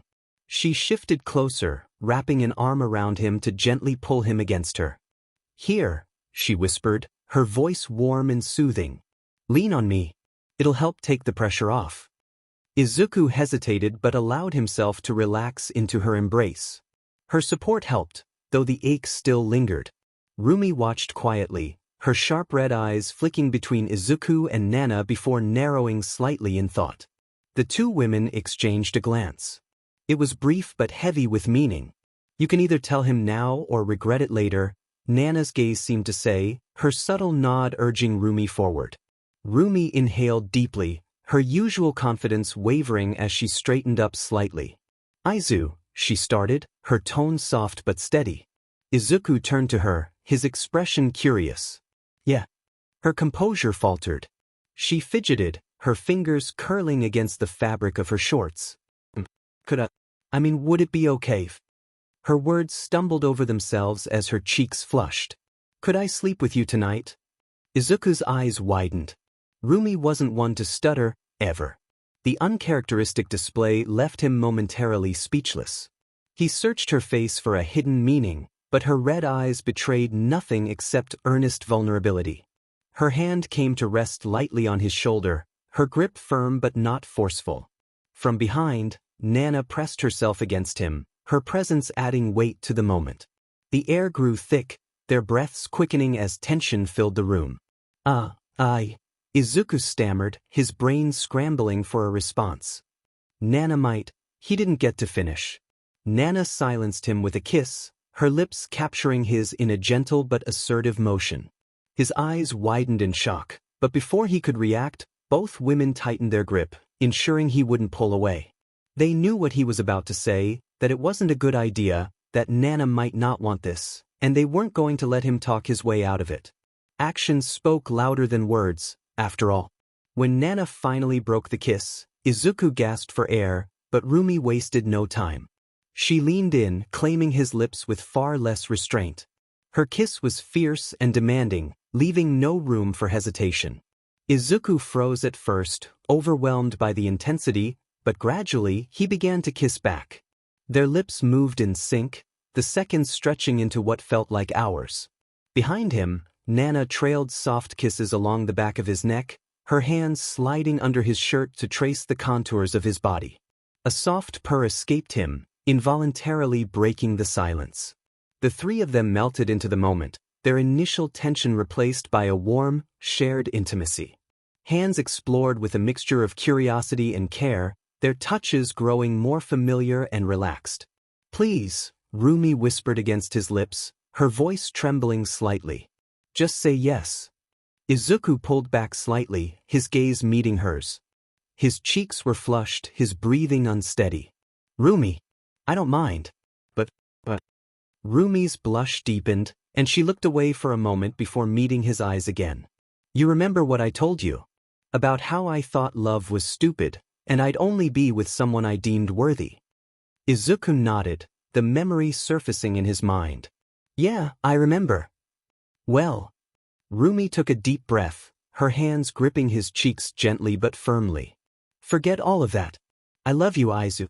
I have for a long time, since the moment I marked you as mine. I know you love Nana, but I also know there's enough room in your heart for both of us." Izuku stared at her, his mind reeling from the weight of her words. He opened his mouth to speak, but nothing came out. Nana, still behind him, chimed in, her voice soft and sincere. "She's right, you know. Every girl who's ever known you would fall for the same reasons. It's not just about what you can do, it's about who you are, Izuku. The way you care, the way you make us feel." Izuku let out a long sigh, his shoulders relaxing as the truth in their words began to settle. His gaze flicked back to Rumi, who had regained her signature smirk, the tension in her body easing. "I can't handle you sometimes," he muttered, his blush deepening. Rumi leaned down, her lips brushing against his ear. "Yeah, but you wouldn't want me any other way, would you?" The prolonged skin contact, combined with their confessions and teasing, proved too much for Izuku's frazzled mind. His face burned red as his thoughts spiraled, leaving him completely dazed. Nana and Rumi noticed immediately and exchanged a chuckle. "Poor thing," Nana teased, placing a hand on his cheek. "We broke him," Rumi said with a grin, her fingers tracing light patterns along his jawline. Nana, growing impatient, gently pushed him back onto the couch, climbing on top of him to get a better view of his face. Rumi followed suit, sitting beside him with one leg draped casually over his. Both women leaned in, their gazes softening as they took in the flustered young man between them.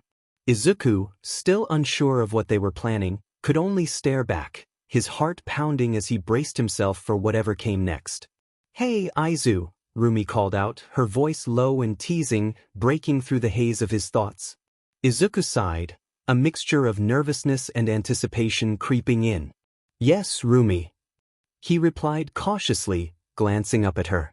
The bunny girl smirked, her red eyes gleaming with playful intent. "You don't always have to be so passive, you know," she said, her tone almost daring as she reached for his wrist, guiding his hand to her waist. Nana, catching on immediately, mirrored her movements, taking his other hand and placing it firmly on her own waist. Izuku's breath hitched. Both women leaned into his hands, the warmth of their bodies and the firm muscle beneath their soft skin sending a jolt through him. He gulped, his hands beginning to move hesitantly as he allowed himself to explore the curve of their waists. The two heroines exchanged a glance above him, smirking in unison at his flustered state. Izuku's curiosity was quickly getting the better of him. His eyes locked onto Rumi, lingering on her long ears and twitching tail, two features he had often wondered about. How did they feel? He had always been tempted to find out but never dared to ask. Rumi noticed his gaze. She had caught him staring countless times, and while she would have dismissed the idea in the past, things were different now. He was hers, and she wasn't about to deny him. With a light nudge, both Rumi and Nana helped him shift his position, sitting him more comfortably on the couch while they settled onto his lap. His hands, now encouraged by their closeness, roamed upward, grazing over their ribs and up to their cheeks. The women leaned into his touch, their eyes half-lidded as they held his hands gently. You're really appealing, Izuku said softly, his voice barely above a whisper. His gaze flicked back to Rumi, his curiosity finally winning out. Slowly, he raised one hand to her head, letting his fingers trace along one of her ears. At the touch, Rumi shuddered, a soft purr escaping her lips. They're really sensitive, Izuku, she admitted, her blush deepening as she pressed closer to him. Encouraged, Izuku gently stroked her ears, his fingers gliding up and down their length. Rumi quivered under his touch, gripping his arm tightly as her eyes fluttered shut. Her breathing quickened, and her cheeks turned a deeper shade of red. Unable to resist any longer, Rumi leaned down, capturing his lips in a deep, passionate kiss. Her movements were bold yet tender, her tongue teasingly brushing against his. Izuku hesitated for only a moment before kissing back, letting himself get lost in the moment. While they kissed, Nana found her own opportunity. She leaned forward, pressing soft, teasing kisses along Izuku's neck. Her lips left warm trails against his skin before she began to nip lightly, eliciting soft, breathy noises from him that Rumi swallowed eagerly into their kiss. Their hands weren't idle either. Rumi's wandered over his chest and abs, exploring the firm lines of his body, while Nana's traced along his arms, squeezing his biceps and savoring the feel of his strength. When Rumi finally pulled back, her breathing heavy, Nana leaned in to take her place, claiming his lips without hesitation. Her kiss was slower, more deliberate, her tongue moving with practiced precision as she deepened the connection. Rumi smirked as she caught her breath, letting her fingers wander to his hair and playing with the green locks as Nana continued. Izuku, caught between them, felt overwhelmed but unable to resist. The kisses passed back and forth between the three of them, each one more NTMT than the last. By the time they finally pulled away, their bodies were warm and lightly glistening with sweat. Izuku's neck was marked with faint bites and trails of saliva, a testament to their combined affections. I think I could taste you on his lips, Nana teased, breaking the silence with a mischievous grin. Both women giggled, the sound light and airy as they climbed off him. It's getting late, don't you think? Rumi asked, standing and offering him her hand. Izuku blinked up at her, still dazed. Yeah, I guess. Rumi's smirk widened as she pulled him to his feet, easily supporting his weight. How about we head to bed? After all, I plan on spending a lot more time with you and Nana here, so we might as well get comfy. Izuku sighed in a mix of exasperation and resignation. What have I gotten myself into? Too tired to argue, he allowed them to lead him to the bedroom. Once there, he found himself sandwiched between them, their warm bodies pressing against his sides as they settled in for the night. Rumi lay on his left, her arms draped lazily over his chest, while Nana curled up on his right, her hand resting over his heart. Both women still wore their underwear, their heads level with his as they nestled closer. The room grew quiet, their breathing evening out as they drifted off. Izuku, however, stayed awake a little longer, his mind replaying the events of the evening. He let out a small, tired chuckle, his fingers moving to gently play with their hair. As his own exhaustion began to pull him under, one thought lingered in his mind. I really am the luckiest guy alive.